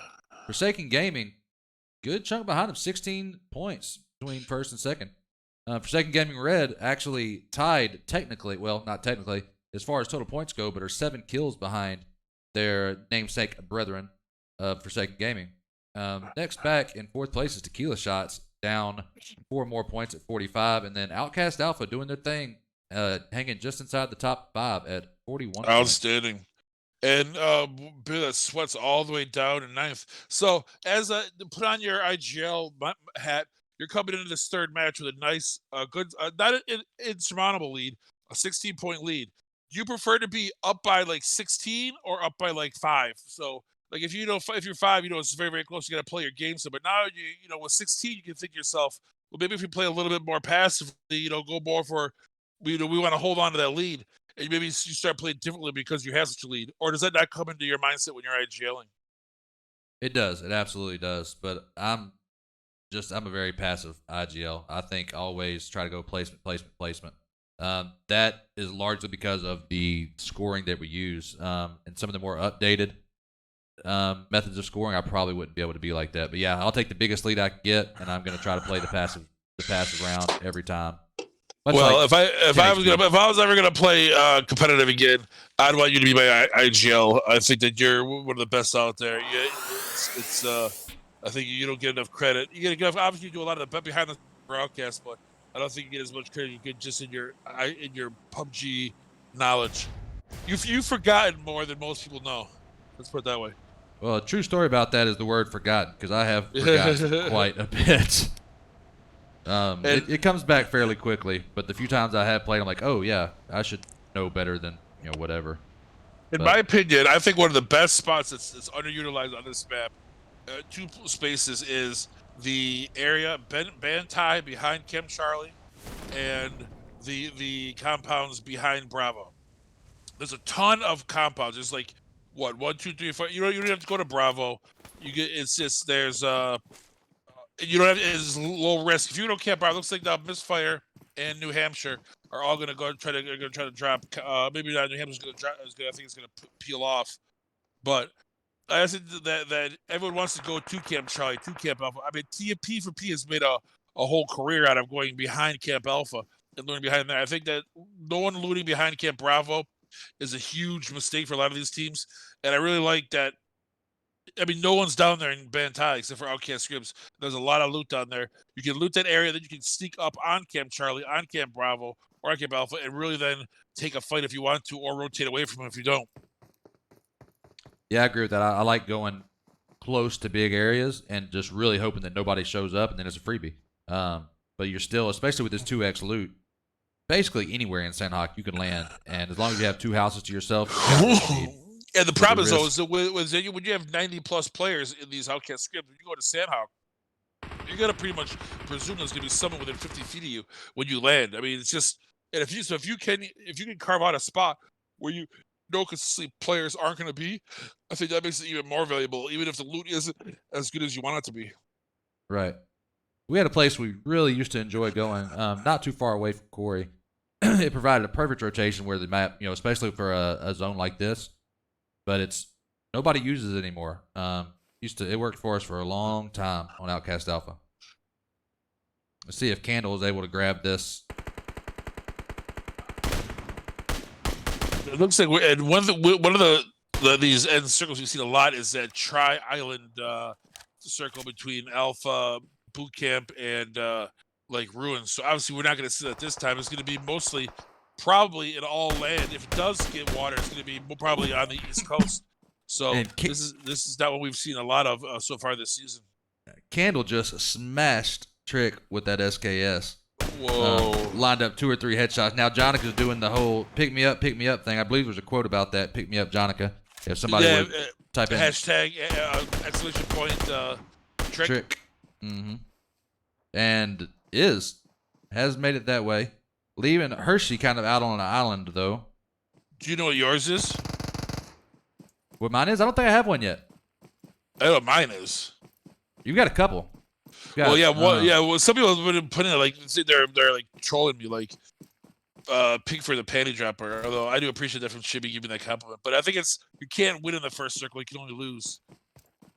Oh yeah. I think I put that one in. I think that was I do say that a lot. So I do believe that. Well, it's a true story. All right, Killer B going down. Oh my goodness! And look at the SpaceX Red team. And this is what was, I think, one of the examples I was saying is that, okay, so the SpaceX Red team, relatively new. They've lost 2 of their players. Clippy's down. And they might be able to get out of here without losing a player, but they could easily have lost Crick or Jonica or both in this match. So, like, there's been any 2 squads that roll into each other, they're going to have, it's going to be difficult. There's no easy squad wipes anymore. No. So, Hulk last up. And for now Hulk's like, Hulk's in straight knock and thirst mode now. He's not moving, and he's actually looking the wrong way. But if he gets anyone, he's gonna go thirst. The 40 rounds in that magazine will be dispersed. Needs to do it right now. It's not gonna happen. I don't know that he even got one out. He should have pre-fired. He did get a couple of shots on Jonica, but he didn't pre-fire. And then so one time she took a round or 2, she was already jumping and turning. So yeah, this has SpaceX Red team, a team that we guess they got a little bit of the bad luck mojo. But after this, we got a big interview we've been looking forward to. The 2 of the players from Sweats. We're gonna get the scoop. We're gonna know where they came from, why they're here, what is their plans. Are they here to dominate these OUTcast Scrims and take everyone's prizes from them? Who knows? Stay tuned after this match. We're gonna be talking to 2 of the members of Sweat to see what the story is. Yeah, I'd be interested to bend their ear just a little bit and to find out where they came from. If it's Brownie's fault, is the biggest question. It's probably Brownie's fault. He probably went to some Discord and said they're not. You guys suck. Come into OUTcast. We'll mop you up or something. That would not surprise me if that was the reason why they're here. Well, the biggest takeaway that I can give anybody while I'm casting, that if anything is negative and you have bad feelings about anything, it is Brownie's fault. Anything that goes well, it's my fault. Even if sometimes those things like completely go against each other and it's physically impossible or for that to happen, it's just go with it. I've noticed that Brownie is like 90% good, 10% bad. Like he'll do like if he has like to do something, he'll do good the whole time, and then like right before he like finishes, he'll like see the Discord, go eat shit, losers, and then leave. Like he'll do all good until the very last. Like he can't help himself. He's got to like pipe in that last comment and piss people off. I don't know why that is, but he just loves to or put up some weird gif that nobody knows what he means. And he's like, "What? I didn't mean that. What? I'm just saying." He says, "I'm just saying." Actually, yeah, I'm not meaning to beat up on Brownie. Brownie, I think, for Brownie's age of 18 years old, I think that he is head and shoulders above what he could be for a person with that amount of responsibility and that amount of. Well, it's because he's 9 feet tall. That's why he's head and shoulders above everybody. Yeah, well, that too. And speaking of Brownie, he just got knocked. Ha ha ha! I can guarantee you, as I'm saying, you're clear to pick me up. But aside from that, I like to ask hard questions. Oh, it looks like who is this? Oh, it's Blaze. Is Brady still knocked? Is he gonna get picked up? I like to ask hard questions like, are you clear? Are you safe? Yes. Is it safe for me to run to you? That's always a good question to ask. Is it gonna be like, how should I know? Well, I don't know if I can run to you. If I can get to you, I'm safe, but I don't know if I can get to you. Right. Oops. And then I didn't get there in time. Saw you bled out, bro. Did you still have that 8X? Okay. So watching this fight between Mobile Warriors and T4P, which so far Mobile Warriors is dominating. Dodger is down. Looks like going to be thirsted. Absolutely going out. Yeah, that's a bit wow. Of a... Whoa. Dealer going. But look how, if you look from above, look how Mobile Warriors is set up. Right on the edge. Just perfectly lined up in a straight line. I mean, he couldn't do a better job. So if Forgotten peaks left or right, someone's going to have eyes on him. I mean, I really, like, you see, like, oh, Pickford, you're too much of a simpleton. Sometimes it is that simple. It's just setting up in a straight line and having intersecting fields of fire throughout, all in front of you, so the person has no open space to get to. But Dova does back up, and now he gets knocked. So that's usually what happens. He broke that line, backed up, and now that he gets himself thirsted. So now a 3v2. Delu's still more or less on an island. Unless there's a problem with grenades, just holding that straight line up there and knowing that, because you have to make sure that there's no area in front of you that you can't hit. Then they have to either push left or right or forward. You'll have them. It's basic military strategy. You want to have intersecting fields of fire. And actually, Devil and Baby should have that. There should be no space in front of them where they can't hit with either a grenade, if there is defilade, if there is a little bit of a hill or something, they should be able to hit it. We did see Horsepower popping up on the kill feed from the great state of New Hampshire. I love that they actually changed their name. I do like that a lot too. I mean, Duke did name his drink after them, so. Right, Duke Juice Concord Grape. Jesus. And then he named his other drink after what was it, SpaceX? He called it Brain Power. It tastes like cotton candy without the candy. Right, I do miss all the Duke juices in the commercials and such. I can't wait till we can see a couple more of those. And now what I don't understand is, so, I mean, Bunny is from this fight is knocked, right? But the rest of the team is about 77 miles from her. Elusive is trying to make that flank to get to him, but now they have got themselves. I don't understand why Ligma and Luigi aren't pulling back also. You know OUTcast Bravo's right there. You just got into a battle with him. Maybe you don't know Bravo is Alpha's right on top of you. Well, you know now. They definitely know now. And this is what causes team from being good to being great.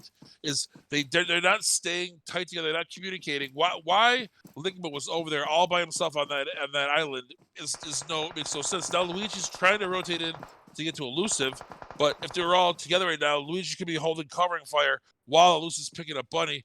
Bunny ends up then now getting hit by and finished off. So that was all for now. Now Elusive and Luigi are the only two. Now, well, let's see. Now is for some reason Bravo and Alpha are shooting at each other. So I don't think there's much of an angle at this They point. better start killing each other right now, or I call bullshit. I don't know that there's Stop firing misfire and start shooting each other, please. a Please. solid angle. Except Snow is definitely looking at that window and gets tagged up. Please. Now, Elusive is going to be able to get out if And they so actually chooses. this is also going to help them out because they're going to back out the back door, and this is going to be a big boy battle right here. Bravo and Alpha, because this Alpha team has shown they are no joke, especially So, Crispy. Bravo Crispy is no joke. I mean, the jokes of the Bravo season 1 are long forgotten and never to return. This team is quality, and I mean, I would not be surprised. I mean, Bravo's going to be on his A game to get through this without. And Sarge goes down. This is what's going to happen. This is what happens running this team.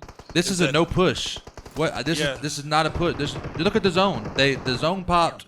They were between zone and misfire. I mean, I'm sorry, and OUTcast Bravo. There was no need to push into this compound because OUTcast Bravo was going to have to run at them through the open. I don't know if they didn't notice the zone had just popped and they got tunnel vision or what, but there was do not need to get into this entrenched area. Snow's done, but Snuggles is going to pick up Goose, and they've already lost. Alpha's already lost Sarge. That's that pound of flesh I was talking about. Yeah, you run into Bravo, you might beat him, but you're losing Sarge. Is that worth it in this early match? And now you might lose more because now Brownie and Advisor coming around along with Wadu. Although I do like this. This is what I'm talking about. This is attacking as a group. Attacking as a group is so important, and that's just what they're doing. Even though they are last up. Snuggles last up. If you can get, and again, they're pushing as a group. And see that right there. That's the difference between when I say that staying close, pushing as a group. That's classic OUTcast Alpha. That's exactly how you do it. You push as a group. They were a little unorganized in the beginning, and that's what caused Sarge to get killed, which could have an effect obviously later on in the match. They do get the kills though, but you see once they get their shit straight and they get on the same page, Wado, Advisor, Brownie, they rotate counterclockwise right into that team and just overwhelming power and strength ends up killing you. But now watch out because they're about to run into Autobots. And Wadu was staying back, and now they're going to go up there in a 4v2. So then you got to be careful. They're separating maybe a little bit too far. Although Wadu is now, maybe they told him Wadu. And now here they come. Brownie is so good at getting that initial knock. So good at it. I saw that and I just fucking smiled. Yeah, Advisor goes down. Brownie's so low. Two Autobots down. Rogue and Sideway still up. But Brownie is going to get, is going to pick up. Advisor now, Wadu is right there. And now, see, this is the problem with Autobots. They spend too much time deciding if they're going to push or they're going to pull back. They decided to pull back, but when they decided to pull back, OUTcast was already completely healthy now, and now they're going to push. That's another thing a good and a great team is when is either decide to push right away or decide to pull back right away, and not use those extra few seconds to make a decision. Along gives OUTcast the opportunity to pick everybody up. And now they're able to, if I'm Rogue, I'm first to shit on Brownie. I would too, except Wadu's running around with that Groza. He's going to get to him? He is. And see, this is what I'm talking about. There's that they could have easily lost him right there. And you see, that's when you keep battling these teams, if they had lost Brownie, then they'd be down to 2 players. They could easily have. They did, so they're good for them. But when you keep taking these early battles, or not even early battles, but yeah, I mean pretty much early battles, is that you're constantly losing power, you're losing utility, getting knocked again. You might lose another player. They did it. We were able to pick Brownie up barely. I mean, they were really lucked out because that was another second, he would have finished Brownie off, and then they'd be down to 2 players. Yeah, maybe I didn't see the setup on that. I was watching a different fight, but definitely some unnecessary Wado was risk behind him. from time to time. Brownie is incredibly good at getting the first knock. That's one of his best attributes, is that he's able to see somebody before they see him and get them down to at least make it even or give them advantage. Wado was a little bit behind and he had to kind of rotate through, which kind of delayed their attack button. But Brownie was able to pick up Advisor, got knocked. By the time Wado got there, they're all through ready to push, where the Autobots kind of waited. Sidebay and Rogue kind of waited there in between, not doing anything. Once he decided to pull back and pick up their players, OUTcast was already picked up and pushing them, and then it was just too little, too late. Right. Speaking of Brownie being able to catch knocks early, and it used to be great when he would always use that VSS because he would catch the knocks early, wouldn't be seen, and wouldn't be heard, and so it created this air of confusion that we were often able to take advantage of. Oh, I think that's maybe it's because he uses an iPad. I don't know, but I'd say that if you said what is Brownie best at, I'm saying he gets knocked to get my trick, but and absolutely just thirsted. I'm currently watching Luigi as they're running up on GME, who is in a straight single file flank. I dig that. Wow, wow. Like just one after the other in a vertically. Oh yeah, just in a perfect line. I mean, I can't. That's and now they're closing in. I mean, Luigi is like surrounded by the 2 different teams. He's got was it FNAF immediately behind them, and then his only hope is that FNAF shows up and gets into it with him. Oh, so you gotta pre-fire that. When you hear more there. You don't want to. Corn on all chat. No, who's that on all chat? I can't hear him. I don't hear anybody on chat. Why? Okay. Are they being it's a little bit too spicy? Well, no, but it's literally somebody going on there and say, "Hey, you need to get off all chat," and they're like, "No, I'm good. I'm gonna stay." Like, I would like to find out who that is. Oh, they're gonna get the Brownie Banhammer. Oh yeah, they will be ditched out of here. I hope it's not. God, I hope it's not a best friend member. I don't believe it is. I think I would recognize the majority of those. Yeah, mistakes are easy to overlook. But it's one thing. It's one thing if you go off like what the shit. But they're like, dude, you're on all chat. You're like, oh my bad, I'm sorry. It's another thing to say, dude, you're on all chat. He's like, I don't give a shit. I'll do what I want. You don't tell me nothing. No, I will say there's nothing toxic going on. It's just conversation, but it's you have the choice of either having that on the stream or killing all game volume is basically the only choice. Just exactly. So stay off all chat. Yeah, not that big of a deal. And now look at the circle is pushing right into almost nowhere. I mean, there's one Broda is running his little tootsies off to try to get to this compound before anybody else, hoping that there's nobody in this one shack that's in the center of the zone. If he can get there, he actually takes. He's gonna push in. Does he get in? He wins. Tag. Yeah, he's clear. I don't think he had anybody checking him out. So back he to is 40M. Oh, and yeah. Look at 10 HP. Yeah, Metaphor and 10 HP up there. 10 HP doing their normal curve of the blue. T for P still has their last player alive. Not Daily's still alive, so kudos to him. And of course, all 4 members of the All-Star team. They only have 3 team kills this time, so they're probably on route to win this. But how many kills are going to get to it? Because they are, I think, it was in 7th place before this match. All right, so Metaphor goes out. Here comes Mafia from 40M. He's just going straight into the 5th zone. He doesn't even care. Oh, Zone's going to end up finishing him off. What is Wado doing? Zone gets it. Did Wado change his name back? He didn't like his other name? I suppose so. It makes it incredibly hard to score when it's so frustrating. Do that. They don't give a shit too. It's like they're literally like saying, "F you, Cdub. I don't give a shit." Well, we're not changing them anymore, so they might start caring because we are no longer changing them. We'll change them the best we can at the end of the season. But that's it. We're just spending too much time dealing with those things, and that's time that we could be spending trying to improve. I hope it costs them something too, because their shenanigans that prevents them from winning something they could have won because they couldn't keep the same name. We'll make a reasonable stab at putting everything together, but again, we're not going to spend 20, 30 minutes. Why is Wado changing his name? He's changed teams. He's supposed to try to be clever. No, he has 2 different accounts. I think one of them probably has an outfit or a gun that he likes for Sandhawk, and the other one does not. So the Sweats quickly going from 3 team kills to 9 team kills. Wow, yeah, they're getting their kills now. Short order.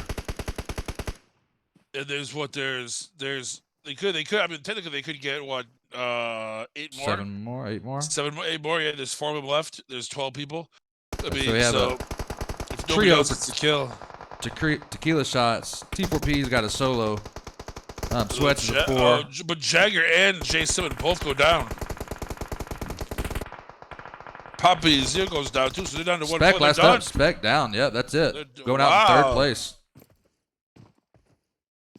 So All right, now riding along with Truny, who's 16 kills so far for tequila shots. Oh, it was Dova. Was it? Yep. He was told the person was told to get off all chat. See, that's people will if they're gonna tell you who when you do that. It's not gonna be very hard to figure it out. Yeah, well, we'll have a conversation with Brownie about that. It does say specifically in the rules the violations are the punishment is at discretion of OUTcast staff. Yeah. Oh, you want that? Because obviously, if someone drops 17 N bombs versus a guy who's like, "Shut up," it's not the same thing. It needs to be each situation needs to be held to its own rules. You can't have mandatory issues because otherwise either forces your hand to be overly aggressive or makes you underly aggressive if it's really bad. Right. So Daddy Go-To going down, but yeah, if it was super disrespectful stuff, it was just kind of the don't care, I'm gonna stay on and hang out. But it was just talking just like me and you were talking, so it definitely is not as bad as it could have been. It wasn't even bad enough that I decided to turn off game sound, so just a slight annoyance.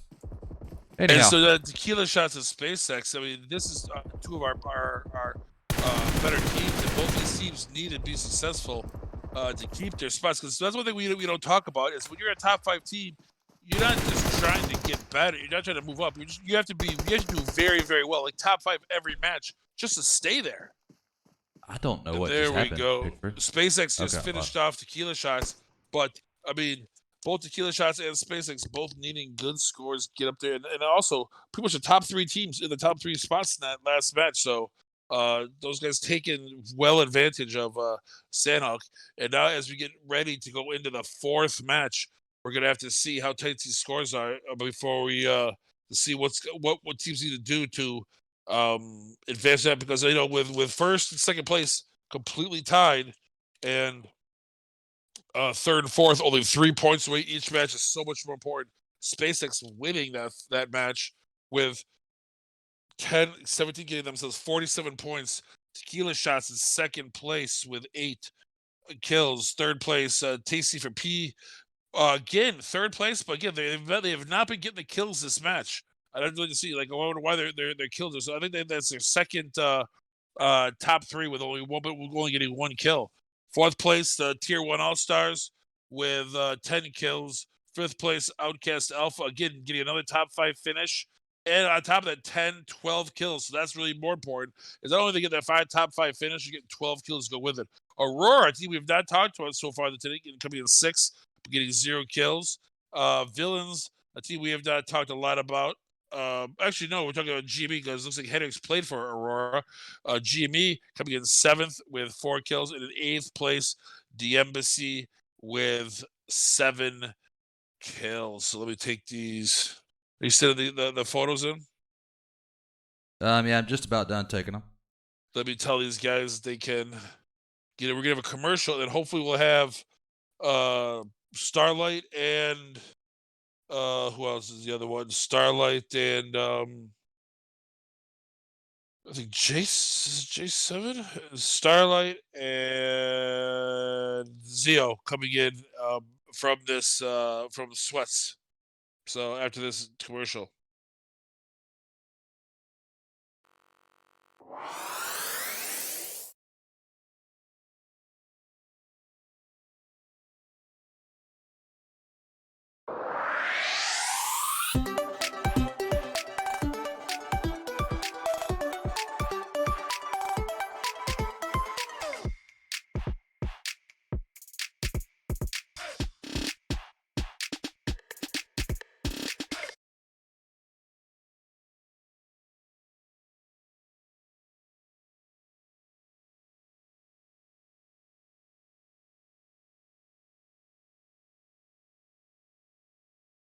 All right, so that was a commercial for Bliss Esports.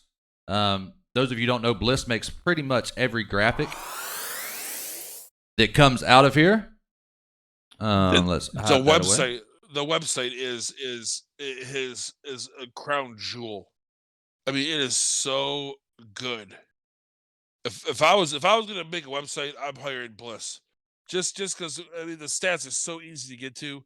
He's so quick at getting stuff done.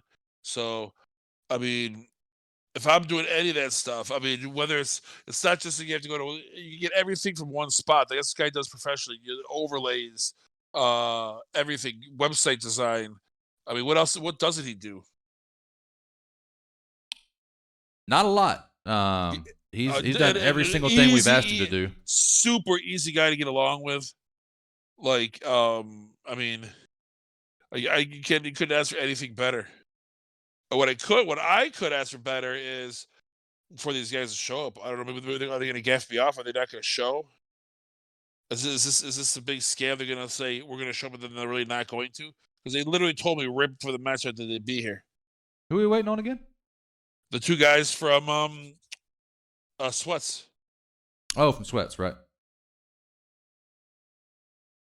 They coming? They coming? Let's see how they in the room. Or They might not have access here. They should. I went and I got it. No, Brownie gave it to him because I got it right at the thing said. Brownie said they're all set. Okay. So I mean, Spec and J7 are in here, but not the other two are not even in the room yet. So maybe they're. I don't know. We'll do is we'll talk about some other things. So while we wait, as we said before, we have had 331 individual players play so far. Of those 331 players, Cdub, 267 have at least one kill. So there's 64 players who have played at least one match, have 0 kills. Of all, we played 60 matches before tonight. 5 players have played all 60 games. Let's see if you can guess any of the 5 players. Bliss. I'll tell you what, they're on 3 different teams. Okay, so Bliss. Correct. Bliss is one. Goldie. Who? Goldie from 10 HP. Yes, Goldie. 2 for 2. Yes, 2 for 2. Brownie. Nope. So Brownie missed. Oh yeah, Brownie did miss. I played in the spot. God, yeah. What a noob I am.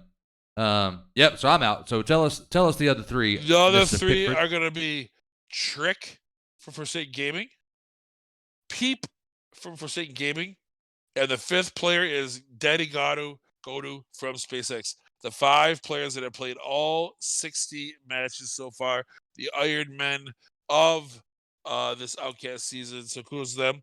We've had 36 teams play so far. Of those 36 teams, Cdub, how many teams have not missed one match as a team? How many of them? Yes, of 36 teams, you had 36 total teams. This amount of teams has not missed one match. Some have missed one, some have missed none, but how many have missed 0? Whew. Well, I mean, at least 3. I mean, obviously. So I'm going to say 6. 13 teams, which is the exact same number as season 1, but we had 81 overall teams play role. I guess they're not going to show up because they're all in the lobby, ready to play, and none of them are here to interview with us. So fine, because we have other things to talk about. That's right. We have them. Man. That's right. We have other. So as we go, I'll give you some more little kudos, a little tributes. The kill streak. The kill streak of the most matches in a row is Peep with 8. Trick with 18 matches in a row with at least 1 kill. Do you know who is currently, but is no longer active? That is over. He has a new one going about 5, but his record was 18. Do you know? Guess what the number 2, the highest active one right now is?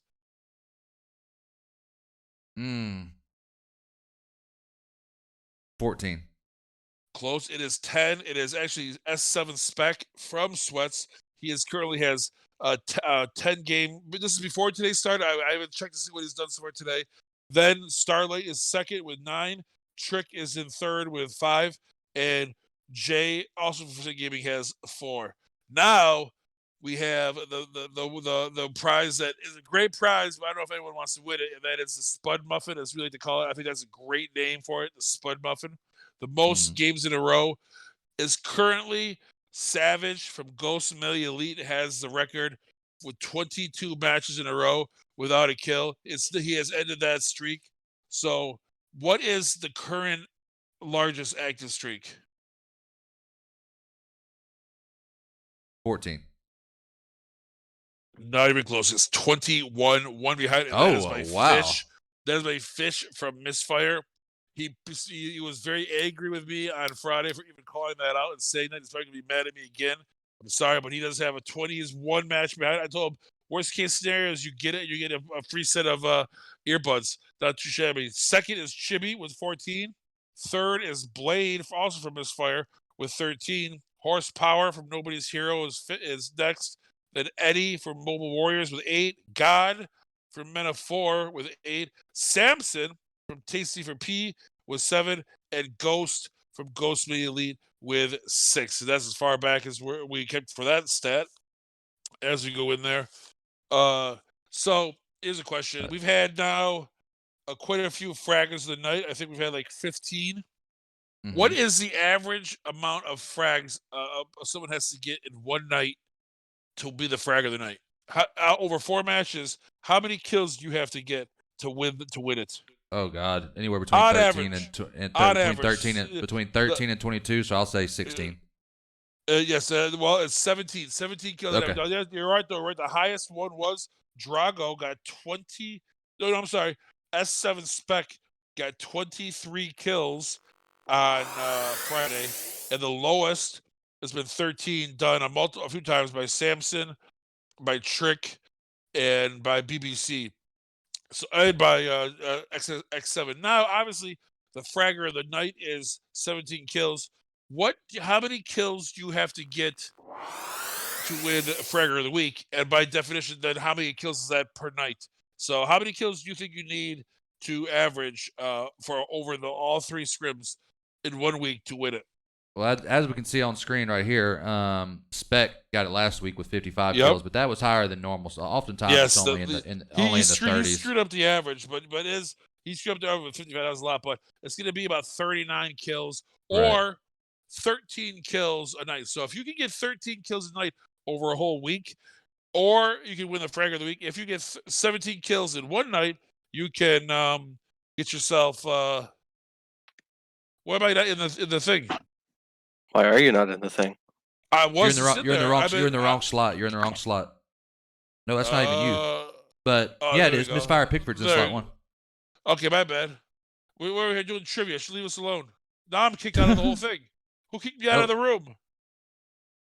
Don't know. We'll wait on you though. I hope. I say we will. I'm not I doing blame it. Brownie. I blame Brownie. Like I said, if it's something that makes you mad, it's definitely Brownie's fault. And if it's something just amazing, let me get the code now. Look it up again. Hold on. Brownie should be able to invite you if he's paying attention. He did. Hold on. All right, then we're good now. So as our stats seminar ends, so yeah, only 13. If you get 13 over 3 events, you'll win the frag of the week. If you can't do it that much, if you just get 17 in one night, you should win frag of the night, and those are going to get prizes you can win. And this is also the average amount of points between any 2 spots in the top 20 is 13 points. So the average team, obviously some are more, some are 0, some are 61, some are 13, but the average amount between 2 teams and the stats is 13 points. And the average amount of kills in between players in the top 20 is 5.4 kills. So as I've just filled you guys' heads up with a bunch of and Monty from Misfire got booted out of, got dropped out right before he the game started. Right before it started, son of a b. No, I don't know why that happens. I don't. If this happened to other people, This used to happen to be a lot. And I don't know if this is decision, but I'll give this advice out there. If you have an Apple product, you have a thing called I think it's called cellular support or cellular backup or whatever. And what Wi-Fi happens support, is yeah. Wi-Fi support. Wi-Fi assist. Sorry. Wi-Fi assist. So if your Wi-Fi goes to whatever some number, it automatically switches to cellular, and then it'll switch back to Wi-Fi. Basically, so to prevent you so you don't go to zero.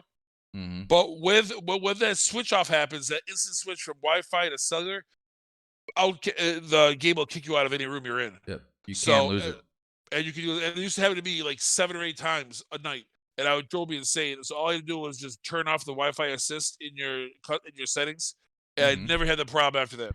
Now sometimes you might get a huge ping issue if your Wi-Fi lags or whatever, but you don't have to worry about getting kicked out of a room when you're just sitting there waiting.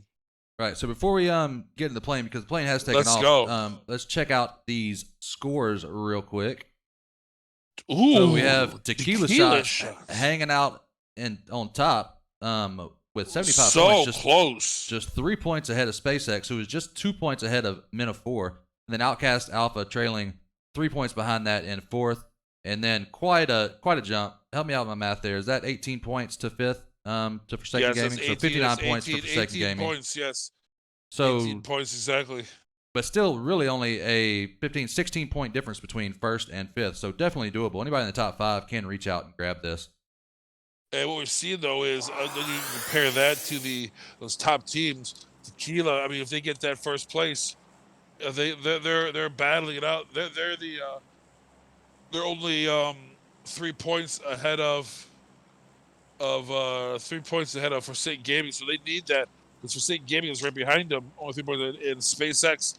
If they come in third, if they come in second, I mean, T4P is pretty far out there, so they might. Tequila Shots is 61 points behind SpaceX. So yes, they could get 8 points closer, but with that said, SpaceX is going to take a huge lead on T4P, which is also obviously an issue as we go into this last match. And I love this zone, when it cuts horizontally versus vertically. Oh, the flight path, right? Yeah, it leaves most everything open. So North George has become a hot spot as of late. Not only in these scrims, but all the other scrims. Oh, geez, it's about to kick off. It's in Watertown. Yep, just land here. The two huge teams. SpaceX and SpaceX Red and Outcast. This is a huge for both of these teams. So Advisory across the street going for the car spawn, but we'll be able to lend some much needed support from that direction. Candle going down at the hands of Sarge. Oh, Sarge now has a sight set on Killer B, and Sarge nearly knocked himself. Good job. And Sarge does go down from the side window.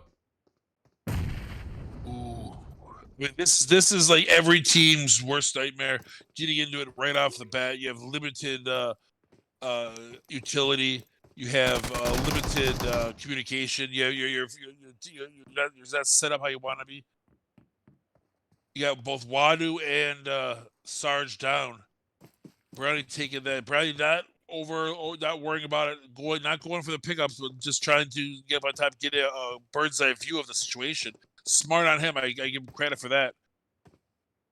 Advisory coming around the back. As long as Wadu can stay in a position where, in order to be thirsted, SpaceX would have to expose himself to Brownie. He'll be just fine. They can worry about the pickup later. It is the first knock. He's gonna go, and then I don't know if he knows that Nav is below him, or if Nav is trapped under there. If Nav had like a grenade, it's gonna be perfect. Oh, and did he get knocked? Hulk. No, he doesn't. He doesn't. He tries to go. He does take a huge damage. I think he's trying to get over there to finish off Wadu without exposing the rest of the team. He's gotta be not so. Oh my goodness, he's playing aggressive. Hulk is super, but Brownie puts Brownie super low. Right, Killer B on the other side puts some major shots on Brownie. Now Brownie is low. It is all up to Advisory, who is in the river. Brownie's gonna jump off. I'm not sure what the play there is. I mean, he's easily. There's such an RNG effect. I mean, geez Louise, they both drop in there. They all have their game plans. Now they're just, I mean, full sending. They're probably gonna punch Brownie. If Brownie's ready for his life, he doesn't want to get punched. He can go in there and drown himself.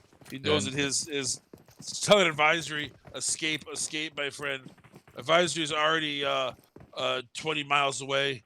Brownie's going into the blue water to go to see Poseidon and go to Valhalla and the Hulk. Look at all this.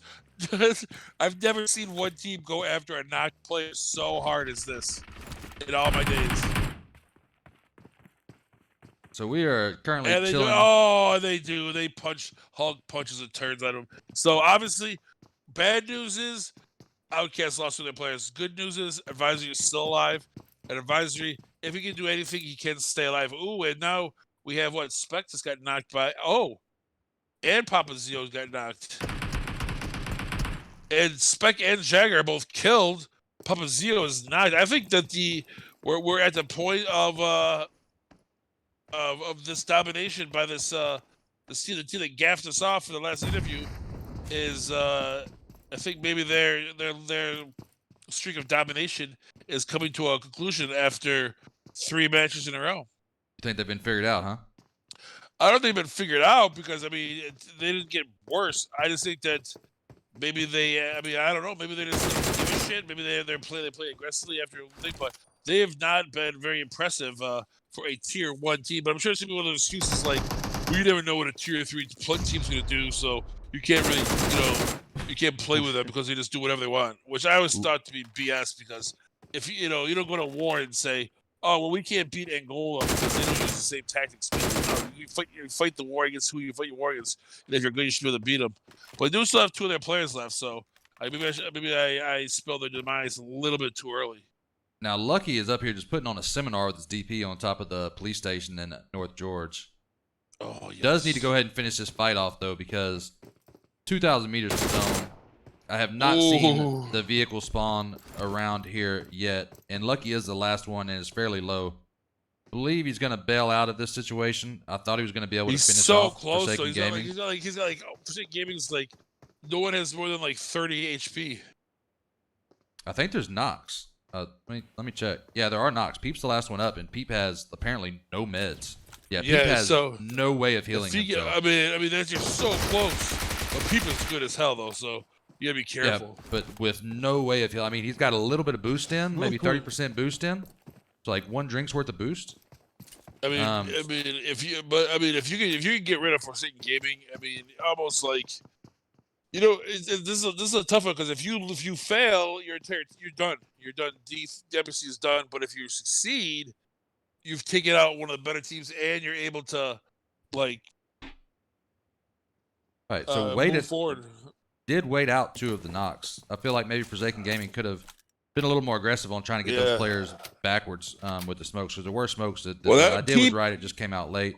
Peep is not going to be overly. Peep is not Jonica style when it comes to pickups. Peep's number 1 concern is keeping himself alive. Right. But U-Turn was able to crawl back and gave him meds. Gave him 30 U-Turn's box had 30-something bandages in it, and I think 2 first aids, and he never used them. And then as soon as he exposed again, Lucky took him out. Wow. That's one of those small mistakes, just healing up right there after you got those meds. And then you shot the shit out of someone's crate too. That was some hurt feelings there. Yeah, that's a new thing. When did that start? Like a couple weeks ago, I guess. Like after we kill you, we're gonna shoot your crate. Yeah, I think it's like the new meta is to shoot their crate. I mean, it's always been around. I just think it's got to become like a. I think it's like when, from what I understand, it means is like if someone thirsted one of your players early and you didn't have to do that, then they like shoot your. Well, I'll tell you what, it pisses people off. I know that much. For something that doesn't really mean anything, yes, I've seen people get angry over getting their box shot. I mean, it can't be any worse than someone doing like the party town dance on your box. Yeah, I mean, or like before it was like you teabag your box, they would dance on your box. My favorite thing is to take their clothes. That's my favorite thing to do. Is to go to their box and put on their outfit. Right. I feel like that's where people get stuck on death chat, is hoping that they can get on all chat and talk to some dead people. Yeah. If they've been thirsted out early, but I mean that I kind of get because it's a direct influence thing. But shooting the box. I always talk being thirsted as a sign of respect because like I told this thing as that if you're good, I don't want you to get back up and shoot me. If you're no good, I'll knock you. Then I don't have to worry about you. If you get picked up, I'll just knock you again. You suck. But if I knock somebody that's quality, they're staying dead. They're staying all the way because I don't want this guy. If I'm lucky enough to knock him, I'm not letting them get back up to fuck with me later. Right? Yeah. I'm not with you. that I don't want to have to deal with you twice ever. I don't want to do with you once, let alone twice. So if I can somehow, like, I'll play you and outluck you and figure out how to get you knocked. Boy, I tell you what, after I do my dance and have a birthday cake and I'm so happy, especially if it's a quality player. I was watching the other SpaceX team, and they were playing the same split on this bridge. I think during HQA, that I think SpaceX Red's about to do. Did you see? Were you watching when Trick walked up, got on the very, very top of the bridge and was killing everybody? That was such a great play. People were so. You know about people getting pissed, players getting pissed like afterwards. Like my DMs was like I had like probably like 15 DMs. Like that's bullshit. That's bullshit. I was like, how is that bullshit? It's not a hack. It's not even you can get up there. If you can get up there, you can do it. A hack is if he somehow crashed his car and then the car flipped and he flew through the air and landed up on top of there or something. But I mean, if you can climb up there, then you can get up there. Probably hundreds of videos about how to get up there. Yeah. And it's not an easy thing to do, and like you risk taking quite a bit of damage, and you're very exposed on the way up there. So I mean, it's a tactic.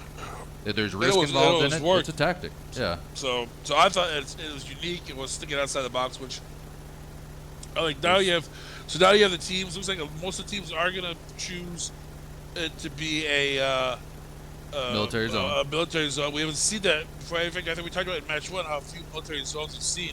Now it's for coming around in their boats, in their little glass tanks, and men of mobile warriors are right there, just like, oh, please come down so we can shoot you. Are they paying attention though? That's the thing. I always thought as an IGL, if you're on this edge side and you're in the water, you need to put somebody way over here on the edge, especially in a scrim when you use this zone. Is put one person out here just to keep an eye on boats. Because I tell you, if you had one person out there with a DP-48, they could take out a lot of these players. Because you have Team 24 out here, which is BTE, and then you have Misfire coming in behind them. So if you had one person that's out there with a DP-28, you could do some sincere damage. But they're not, and now they're gonna probably be able to get up behind them and maybe pinch them. So Trick does set up a bridge camp. Does not get up on top of the bridge this time. Oh, he does. Where is he at? He's West Bridge. Oh, I love bridge camping. That was such like an early thing, and then people just got away from it. But I do love a good bridge camp. I love when it's just jammed with vehicles. And people just keep coming; they don't stop. I mean, it's one of my favorite things in PUBG. That's great. I mean, I like when someone actually goes through the effort of getting 4 or 5 cars and setting them up across the bridge.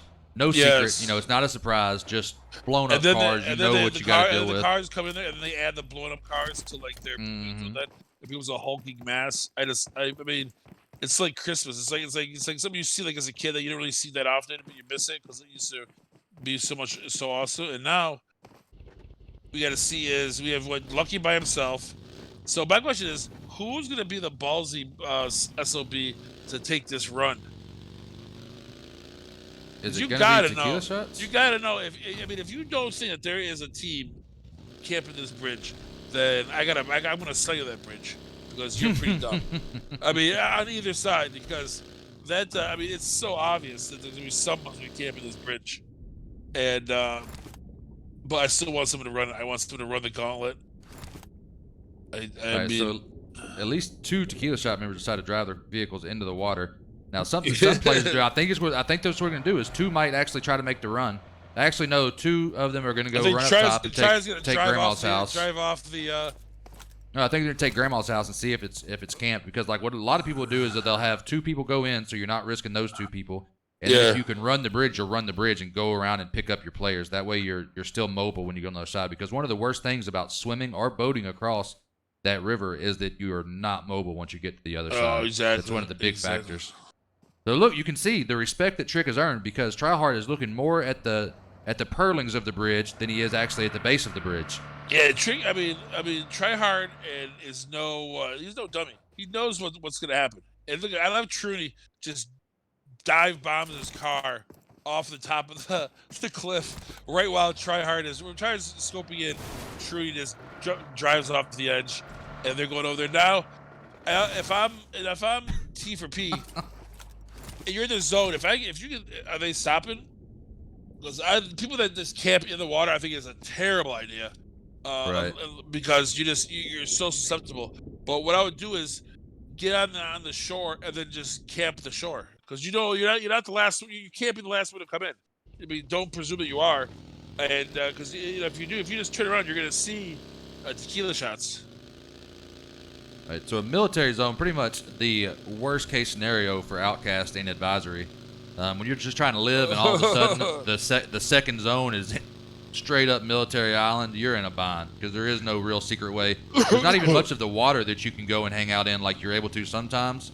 Yeah, if I was Advisory, I would stay on. I would hope the best thing that could happen to him is if the zone pushes north and just keeps a little bit on the main island, so he can stay up on the main island as long as he possibly can.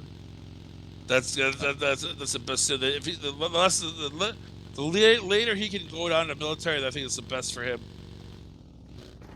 It doesn't look like anybody's going to take the bait that Trick and the rest of Forsaken Gaming have laid out. I know. Look at this. Now Misfire is playing the fools.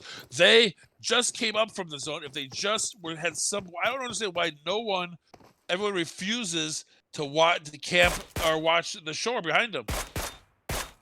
As now they're getting as Luigi just gets knocked by Mobile Warriors. So now they have a bigger issue to do. Then Luigi's way out there and way overexposed. Right, Take catching rounds left and right. Not gonna do any good. There you go. I don't know what he was doing.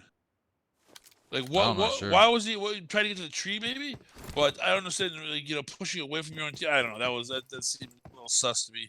But now it's this Ligma and Elusive, and if they had been back here camping it, they would have seen both Papi Zio and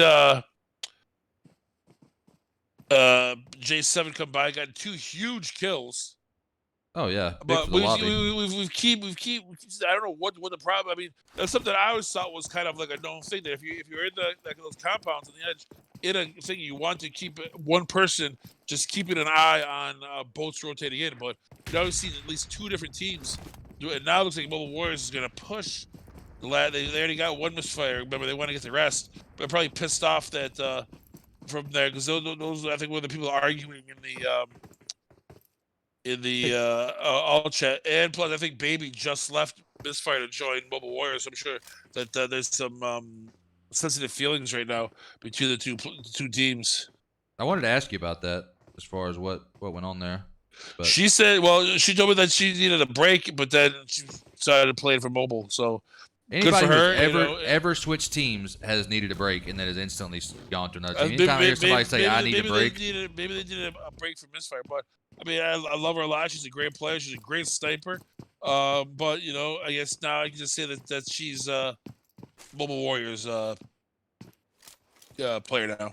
So right. So it's not no longer my concern. I don't have to worry about it anymore. Is Elusive the only one left? And this is now in a bad spot because Dova's coming from the side. This is a 4v2. It's a 4v1 now. This is nothing. I mean, there's nothing you can do unless you can maybe pick up Ligma and get a couple quick knocks. But it's going to be tough. I'll say this, Pickford. Before the next time we have another thing, you can go back and watch some of my VODs on our Trovo, where I've been hosting other scrims. Yeah. We're going to have you set up to where you have a camera. I'd like to be able to watch both. I want to be able to have a side cam where we're able to catch up with smaller action. I watch the above cam usually. But if you look at mine, I'm looking from straight above. Right. Above. That's usually how I do it. I look at the squad every squad. But yeah, we can do that maybe in one of the Ligma albums where he ends up getting himself killed by Baby. We can do that. We can kind of see it from where whatever battle you're looking at, I can look at it from above, and you can look at it from the player view. And then we can kind of experiment it on some of those other ones. Right. If it works out, we can try it here. What I do it a lot of times with is if there's a fight somewhere that's kind of taking a while to take off, but you know it's going to be something, is I'll leave my side camera on that, and then I put my main camera on something like what's going on right now, where T for P is in a massive, massive fight, trying to defend this house. Boy, I like it. I'm going to it. As soon as I go there, I go automatically. I go up to 50 feet in the air. As soon as I get to any battle, that's what I do. Oh, it's killer shots to T for P. Two of the top teams. And they're trying to breach. It's such hard to breach that single building, that one floor, with so many different rooms. If you can get a nade up in that one little hole, you know what I'm talking about. Yeah. Tryhard pushes back though. Is looking maybe to. I don't know what Tryhard is. I don't know what Tryhard's doing, to tell you the truth. He's not injured. He's not hurt or anything. Might just be playing a safety. You can see jump out. He's taking around from somebody, but I don't know where from, and he keeps moving around. So now, but now it's a 3v2. I don't know if, especially with Zeno for Forgotten and Delu, formerly Smiley. I mean, I don't really want to like take a third of your gun shooting away. I think they decided not to push. Now he's smoking, so you probably can't see that well. I mean, see what he's looking at. He is looking in there, but you can't see. It's all smoke. I don't know what he can't see. I don't know what he can see.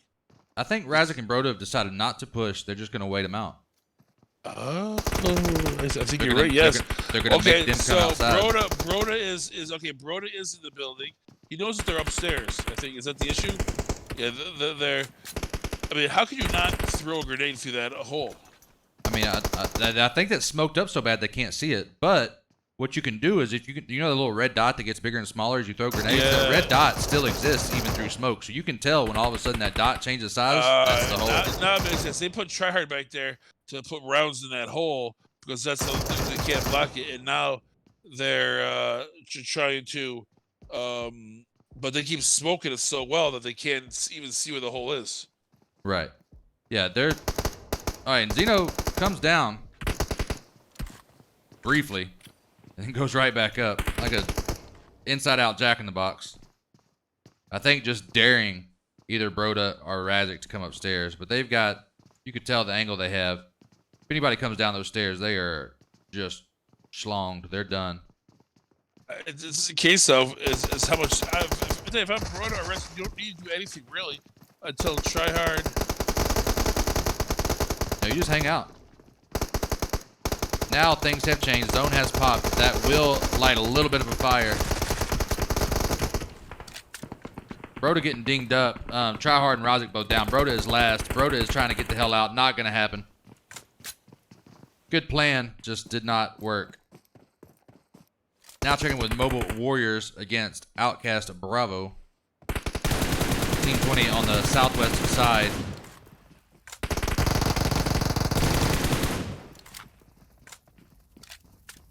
As our co-commentator Dova goes down. Douglas, yes. And they will go out in 16th place, the hated 16th place. The worst. Excuse me, I just got spit down my throat. Hold on. Sorry about that. No, there is a lot of room in the military to get yourself a little bit of compound, a little bit of building.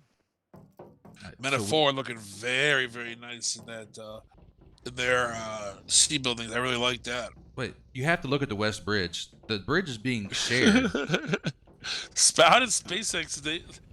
They're nobody's shooting at anybody. They're just it's just a super trap. Yeah, now it's done now. They figured there's no way that we're not getting shot at. We've been here for forever and a day. So they see them the whole time. But Forsaken Gaming just hung out the entire time. So SpaceX and then there's nobody here. There's nobody. Anyone can still be here. Can't be.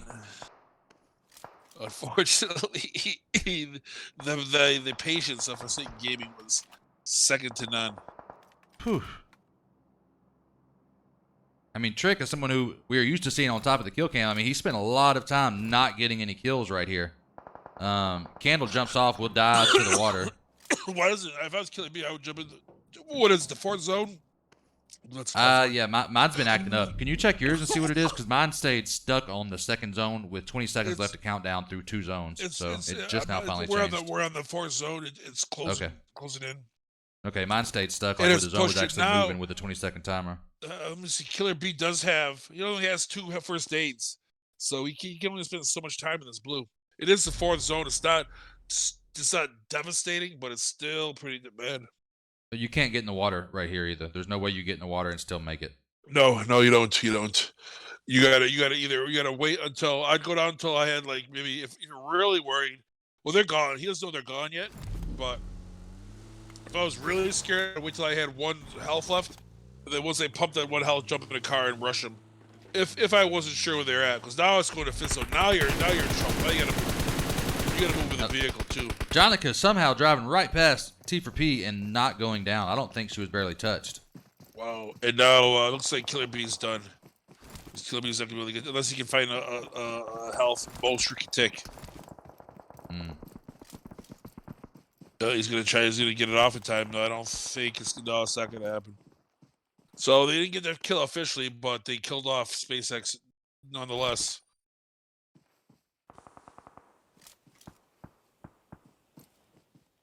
Checking in with Poppy Zio, I did see them going off on the kill feed just a little bit.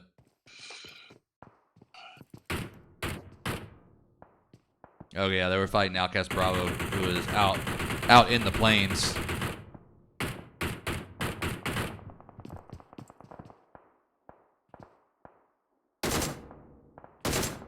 We'll disable the vehicles, which will be a big issue for OUTcast Bravo because as far as they are from the zone, they're going to have to more or less go through their eyes. Hopefully they've got another vehicle that nobody knows about. They do have the bike that looks fairly healthy and the glider. I have yet to see anybody successfully use the glider in a scrim. Have you tried to drive that thing? I can't find one. There's not one in the training grounds, and I'm not going to play classics just to find one. You just start crashing. I think I can take off. It takes a while to take off. You gotta get enough speed. You go up, and then but then I try to turn, and then as I start going right into the ground, I can't figure it out. I don't know if you have to, I don't know. I haven't tried it at all, so I can't speak to that. So this is one of my favorite little spots here, up on top of the railing in the computer room. There used to be a big cross section right here that you hide behind. It's no longer here. Yes, this is inside the computer room. That's one of my favorite places to hide out. It's usually when you're in a classic and your entire squad gets killed. Right. Well, there used to be like the air conditioned vents that that went right through there, and you can hide behind it, and it made it kind of a little too OP, to be honest. But they've taken that out, kind of balanced the area a little bit. Daddy Gotu goes in here to trade that scar for an M4. Gets tagged up pretty good. Drago just pulls up right up next to, and of course is waylaid. There's also, it's already covered up. Never mind. The zone's already got it. Another place I used to like to hang out with. You can climb up the broken wall up to the roof. Well, we've already passed that. So I'll keep that hidden gem till later. I'd like to see how top strikers are going to get out of this situation. Facing off against T4P. Gets 1 knock, 2 knock, or knocking a thirst. Oh. So now just forgotten. Ooh, broken solo. He is low, and he is a solo at the moment. That was a silent smoke. That was very strange. Anyway. Yeah, throw some nades and I'm on grenade and I got it. Let me see. Alright. Broken chunk of grenades down. Trying to see if he can keep Forgotten from getting that res on Delu. I mean, 43 seconds to zone. If you want to talk about knowing a place, I mean, I don't think there's a player in this. That is on this area memorized. How many thousands and thousands of matches these guys have played in this area in their careers? If you add them all up, I mean, this place is just. I mean, this is not a area that I haven't died in. It's probably not a square foot I haven't died in 10 times in this area. Yeah, this is a massive mistake, in my opinion, on the part of Broken. He knows that the pickup's happening, and he has not moved. He needs to either leave or finish the fight. Cdub, did you read my book? That is exactly what I said. When you have that issue where it happens in houses where you just stand there, and when you know they're getting picked up, you can either push them or push back, and you just sit there in the middle, man. No way. That's the worst decision you can make. Things are not going to get better. They're already as good as they're going to get. You either push up or you push away. But But just standing there waiting for him to get picked up so you can knock him again and do the same thing again. This is not a good idea. I mean, unless it's a bait situation and you think that you have a run at it, but not just to let him get picked up. And now oh my goodness, looks like PT's getting shit handed to him by the zone. Gold and Trick were able to get in there. Gold gets stocked. FP gets stocked out. Scarface. Trick is super low, but he's in hella low. Himself. What? Oh, what? The big balls on Trick, yeah. I know that was awesome, man. That was pretty awesome. That's pretty good at this game. So 10 HP, top 4, 0 kills, taking a play out of the old War Criminals playbook. I mean, this is 10 HP's gimmick, placement with no kills. That's literally like what they're known for, and weird rotations. Yeah, real deal. And now Metaphor having another great match. Like I said, this team is just continuously playing so well that I got nothing but I can't hate on them because their team has been here for so long and they've kept a good core of their normal players, but brought in some new ones for something all new players. But there is some freshness in there, and they're just playing so well as they now bring in to try to finish off this gold team. Although if I'm gonna go from two different sides, the comms are very good here in regards to how you're getting into this building. And then I'm really big on like I said, which one they're pushing as a team. So Metaphor takes out wow, just blame party. Anyway, it's only Forsaken Gaming and Metaphor left. And they gotta come to you now, so you got a little bit of the Mommy goes down. The bad thing is Trick is going to come. Now it's a 2-2. The Trick is just God level, so that's not going to help. Real deal pushing back just in case. Making sure the goal's knocked. Trick. Oh, they do it. They do it. Congratulations, Metaphor. Trick sitting at 7 kills, though, right before he was taken out. Okay, so you going to grab those, or do I need to grab them? I will. I can grab them right now. We have Metaphor. We have Metaphor. 11. Alpha team. 5, 11 kills. Second, Forsaken Gaming with 14 kills in second place. So doing very well in that second place finish. Third place, SpaceX. The main SpaceX team with only 2 kills. Looks like third place has been kind of this weird position all night where teams are not getting a lot of kills in that third place position. 10 HP, another top 5 finish. Kudos to those guys. They got 0 kills, but doing what 10 HP does, and that's get placement points. Kudos to them. Metaphor Bravo. We haven't talked a lot about them. I think it's Metaphor Bravo. Yeah, it's Metaphor Bravo. Even though FP was over there with Scarface, Kush, and Beanbag, they get us with 5 points, 6th place.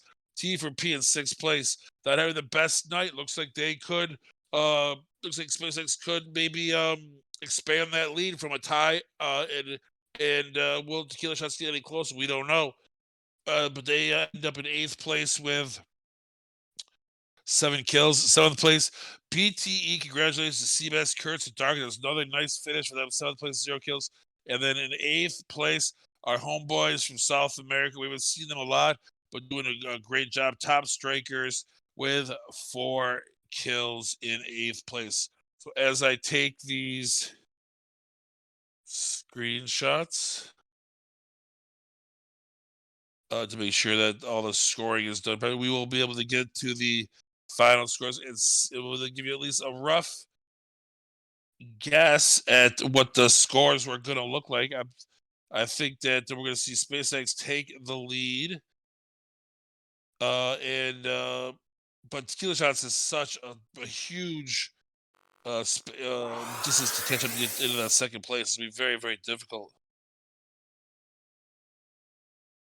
At least in my opinion. But, Yeah, it's I don't know. We'll see. It was fairly tight up. I'm not very good at keeping up with it between rounds, but we'll see. We're gonna see as I've 14 and I know it pisses Brandon, but I take like the same teams like overlap the photos so much. I'm sure I do that as well. He's gonna be like, dude, you took like 9 photos. Why did you do that for? Yeah, I do that as well. I mean, unless, the rare times when everybody's got 4 members and it goes just perfectly, I mean, that's great. Yeah. But other than that, I'll overlap every time. I like to have all the members of one team in one photo. So I concur, sir. And then we go to, so now we're going to send that to OUTcast screenshots.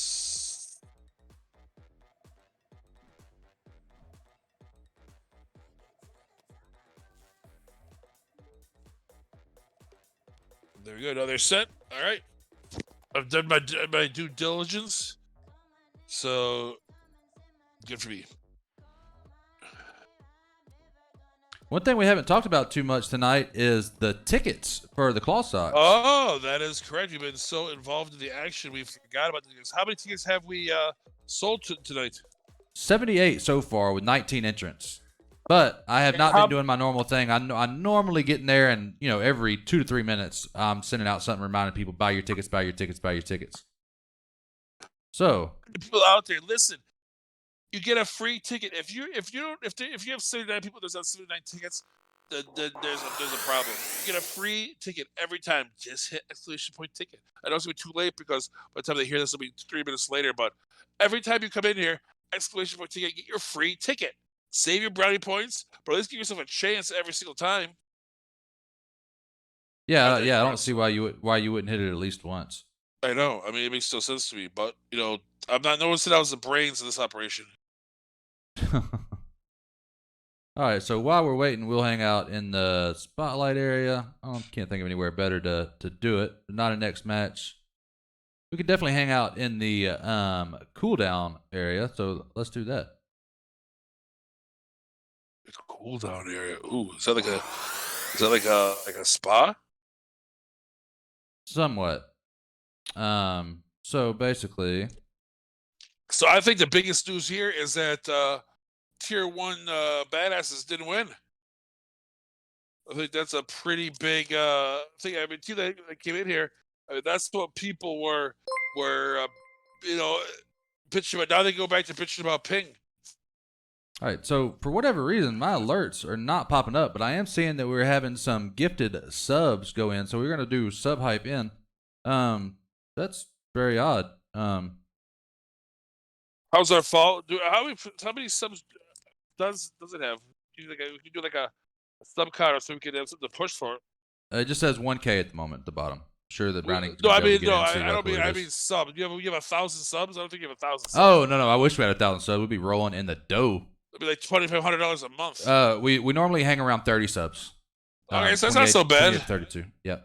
So I mean, I think that if you put out there, we could like shoot for like 50 by the end of the season. I think that would be like something we could shoot for, and maybe one thing I like to do is trivia with Pickford.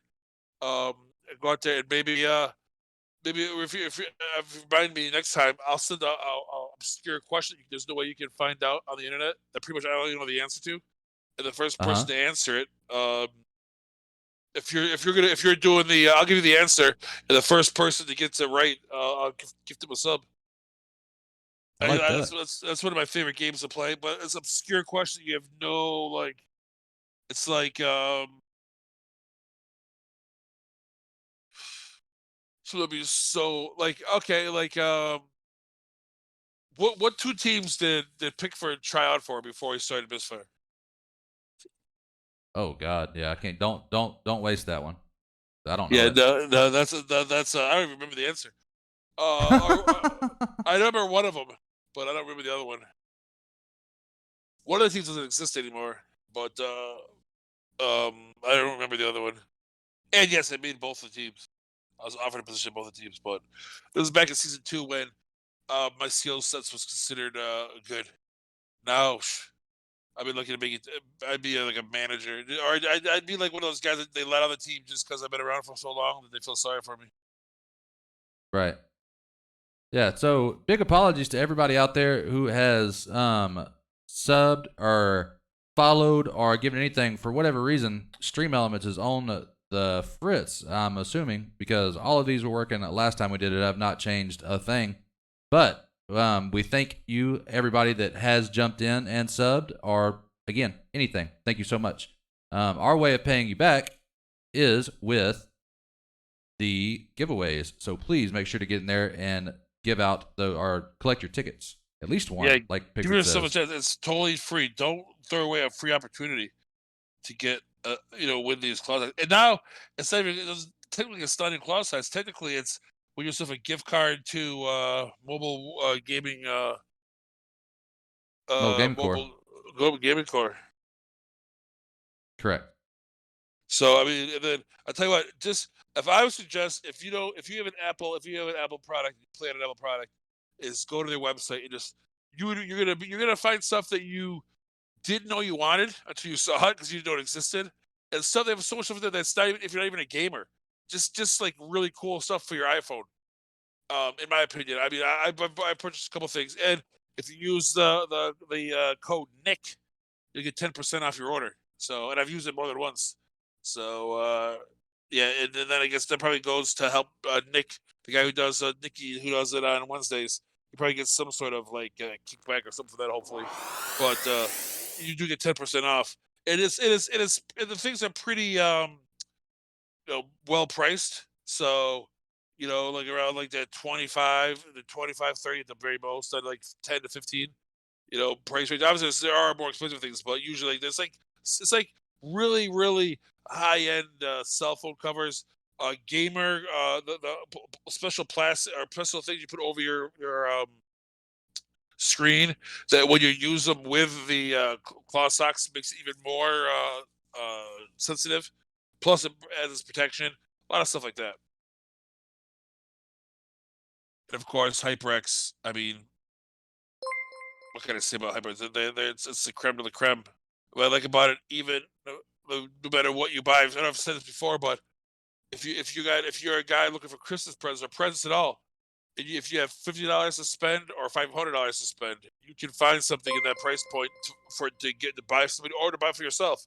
If you have $50 to buy for, I know that when like Cdub's always working on his computer, looking to become a better streamer, and it's like you pick out how much you're always looking for the best deal, the best stuff, and sometimes you buy a microphone that's if you have $50 to $60, you can buy a microphone. If you have $500, you can buy a microphone. Obviously, there's a difference, but know that if whatever you buy from HyperX, you're going to get the best you can get for that price point.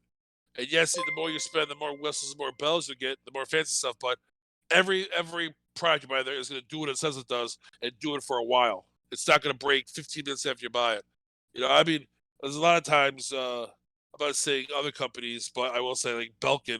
I mean, I'm not, their quality control is caca poo poo. I have had amazing luck compared to HyperX. HyperX quality control, quality is literally 1,000 times better than Belkin, in my opinion. Yeah, but I mean, I've had amazing results with Belkin. I mean, every 3 to 4 months I'd have to replace an adapter, but that was because I was so hard on them. But I mean, they did their job extremely well, and they went out kind of slowly. I only had one problem with the HyperX headphone, and that was with my revolvers, and that was straight up my fault. Like, I mean, I subjected them to things that they shouldn't be, and they had a little rattle in the what do you call it? It just ended. Like, they had a 2-year warranty, and it was right at the edge. Sent them a message instantly. This was way before we had any dealings with them. So they I'm buying a splitter. I use like right now. I have a splitter on my iPhone. I'm using the headphones to talk to you. Plus, I have it plugged in. I must go through probably one splitter a month. It gets twisted. It gets all twisted, and it gets snaps right at the wire. My HyperX, the headphones they sent me, I took the microphone off. I use them as headphones now. The headphones, it's better than the headphones I had. My over-the-ear headphones I'll listen to music to, I use those instead now. They're higher quality than the ones I had before. That were designed only for music. They cost a lot more than those did. But I use the HyperX ones for like to listen to music and stuff. So we did just get another sub, and we want to say thank you to Unzip Snuggles for that. Oh, thank you, Snuggles. Sub. So you know what? I'm gonna come with a super hard trivia question, like what? Well, I know you know this. Cdub, what musical instrument is Brownie an expert at? Skin flute. Yes. Yes. Ouch. Scores are updated, by the way. All right. Well, you know what else is updated? We've just hit a hype train for the second time in our existence. We are 94% in hype train. So if anybody else there that wants to see that take off like it did the first time, please do. Not because it's anything great for us, which it is, but because it's just freaking cool, right? Yes. I love hype trains. I'm gonna have to come up with a question. Would you say you're a better organist or a better piano player? Piano, definitely. I was An gonna say organ. make it harder, but like he's a very good organ. He's an organ grinder. What is Brownie's name in the Bible Boys Church? That's worth a free sub if you get that answer. That's a great question. I could probably go and look it up. I'm in there. And, they changed it because I'm in hell. Oh, okay. You're a demon Oh, now. you're a demon? Oh man, what is your name now? What is I your have name? no idea. Cdub? Oh, I never went back in there.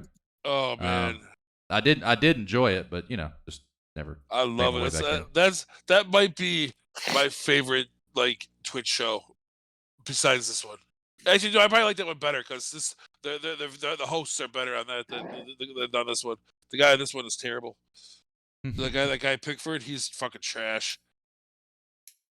Although just like Jay White thinks I'm the worst, I think that the Duke's arch enemy now is Daddy Gatto, who's just tells him, just quit, dude. You're terrible. Just quit, which I think was a great insult to give to Duke.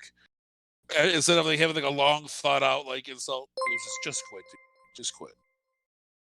All right, so the subs rolling in from Legato and Samson. We definitely appreciate that. Level 1 has been completed. I do love me some Samson, although we haven't seen her a lot. And Oh, Grace. This is on the shit list. Oh, Grace just gifted one. Grace. All right. Let's see if let me try the question. Well, I'm so far behind, so if I any questions asked, it'll be done by the time we do it. What do we have the scores? How what are we looking at? We do have the scores. Yeah, we do have the scores. You can champions. You can definitely type in chat if that's what you'd like to do, but I will grab our scores real quick. That's a good point. I can type it in chat.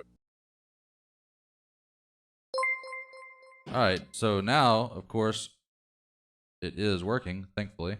All I had to go in was force it and give it a little jump start, and it started working. So for all of you people who didn't get their alerts, we apologize. And for all the people who are continuing to donate bits, we appreciate it. More than you will know. This is only the second time in our history we've had the hype train. All right, what's the question? The question is going to be, what is Pickford's favorite drink? Non-alcoholic drink. Duke juice. No, no. I drink. What? I'm gonna tell Duke you said that. I said non-alcoholic. Oh, I didn't realize. Is it? Yeah. What's the alcohol content of Duke juice? Who knows? It just ferments. It's technically it's zero when they can it, but it just ferments by itself in the can, and then who knows what it is by the time you get it? It could be how old it is.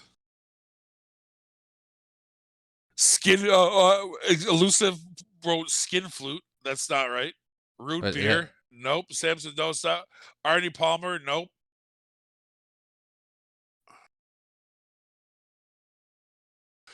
If anyone can get this, it is a so. I'll give it a hint. It's a soda pop.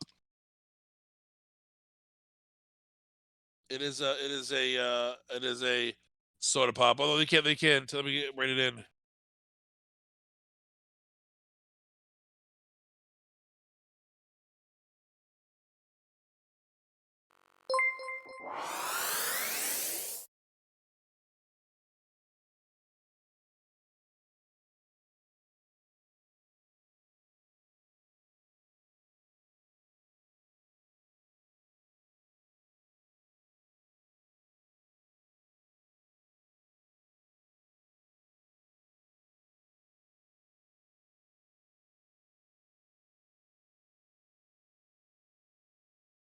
And thank you for the subs that are coming in. We're getting so many things that are being added. Free sub, free bitches. Free sub. Thank you, 186 Bake. Mountain Dew.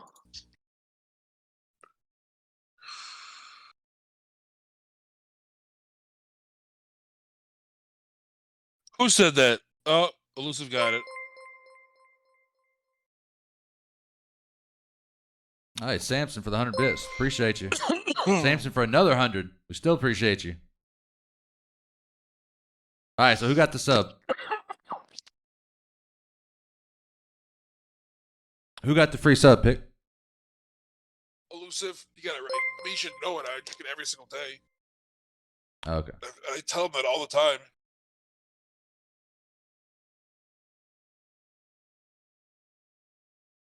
All right, so we do have a couple more things to do. One of them is checking out the scores. We are a level 3 hype train. We appreciate that so much.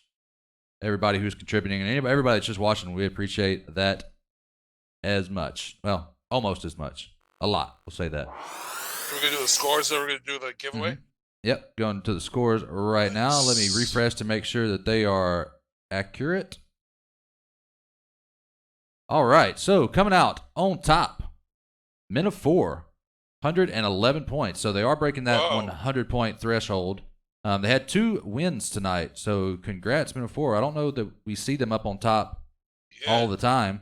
Yeah, wow, Forsaken. Men of 4.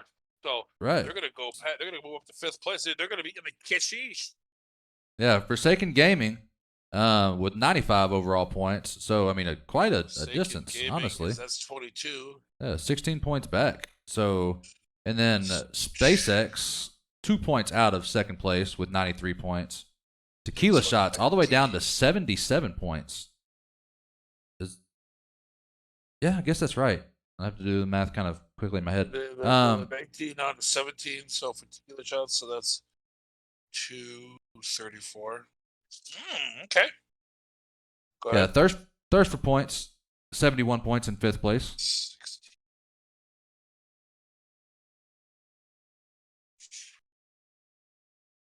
And Advisory says that Pickford likes to drink his own urine, so neither confirmed That nor is denied true. that I That know is of. true. Okay, well, Thank you, confirmed. Advisory. I appreciate the that is a true statement, but that is not a soda pop. That is a medicinal drink that Tasty I do. beverage. So it looks like if just that top 5, it looks like we're gonna see. I'm gonna guess that's gonna be SpaceX around 297, T for P about 294. So they're gonna take a lead, but only with 3 points. The Tequila Shots at 234.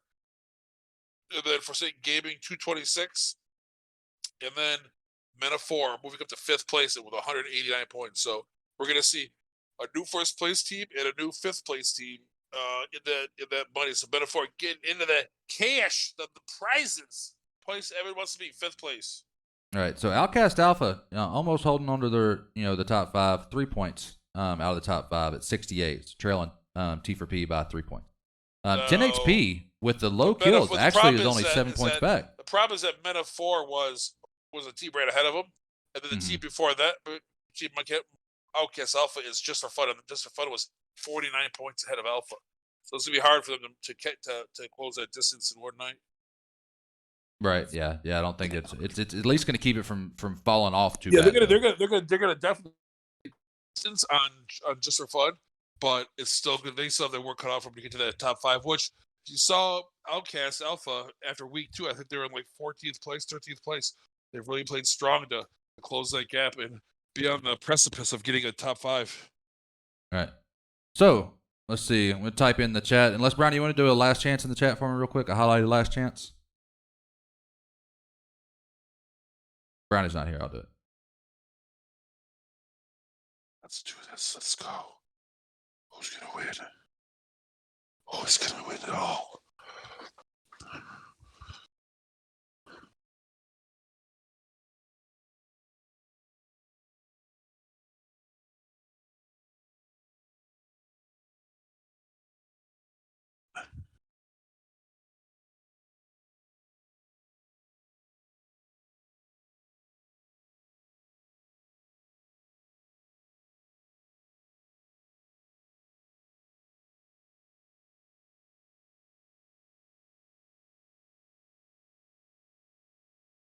All right, so going to the giveaway.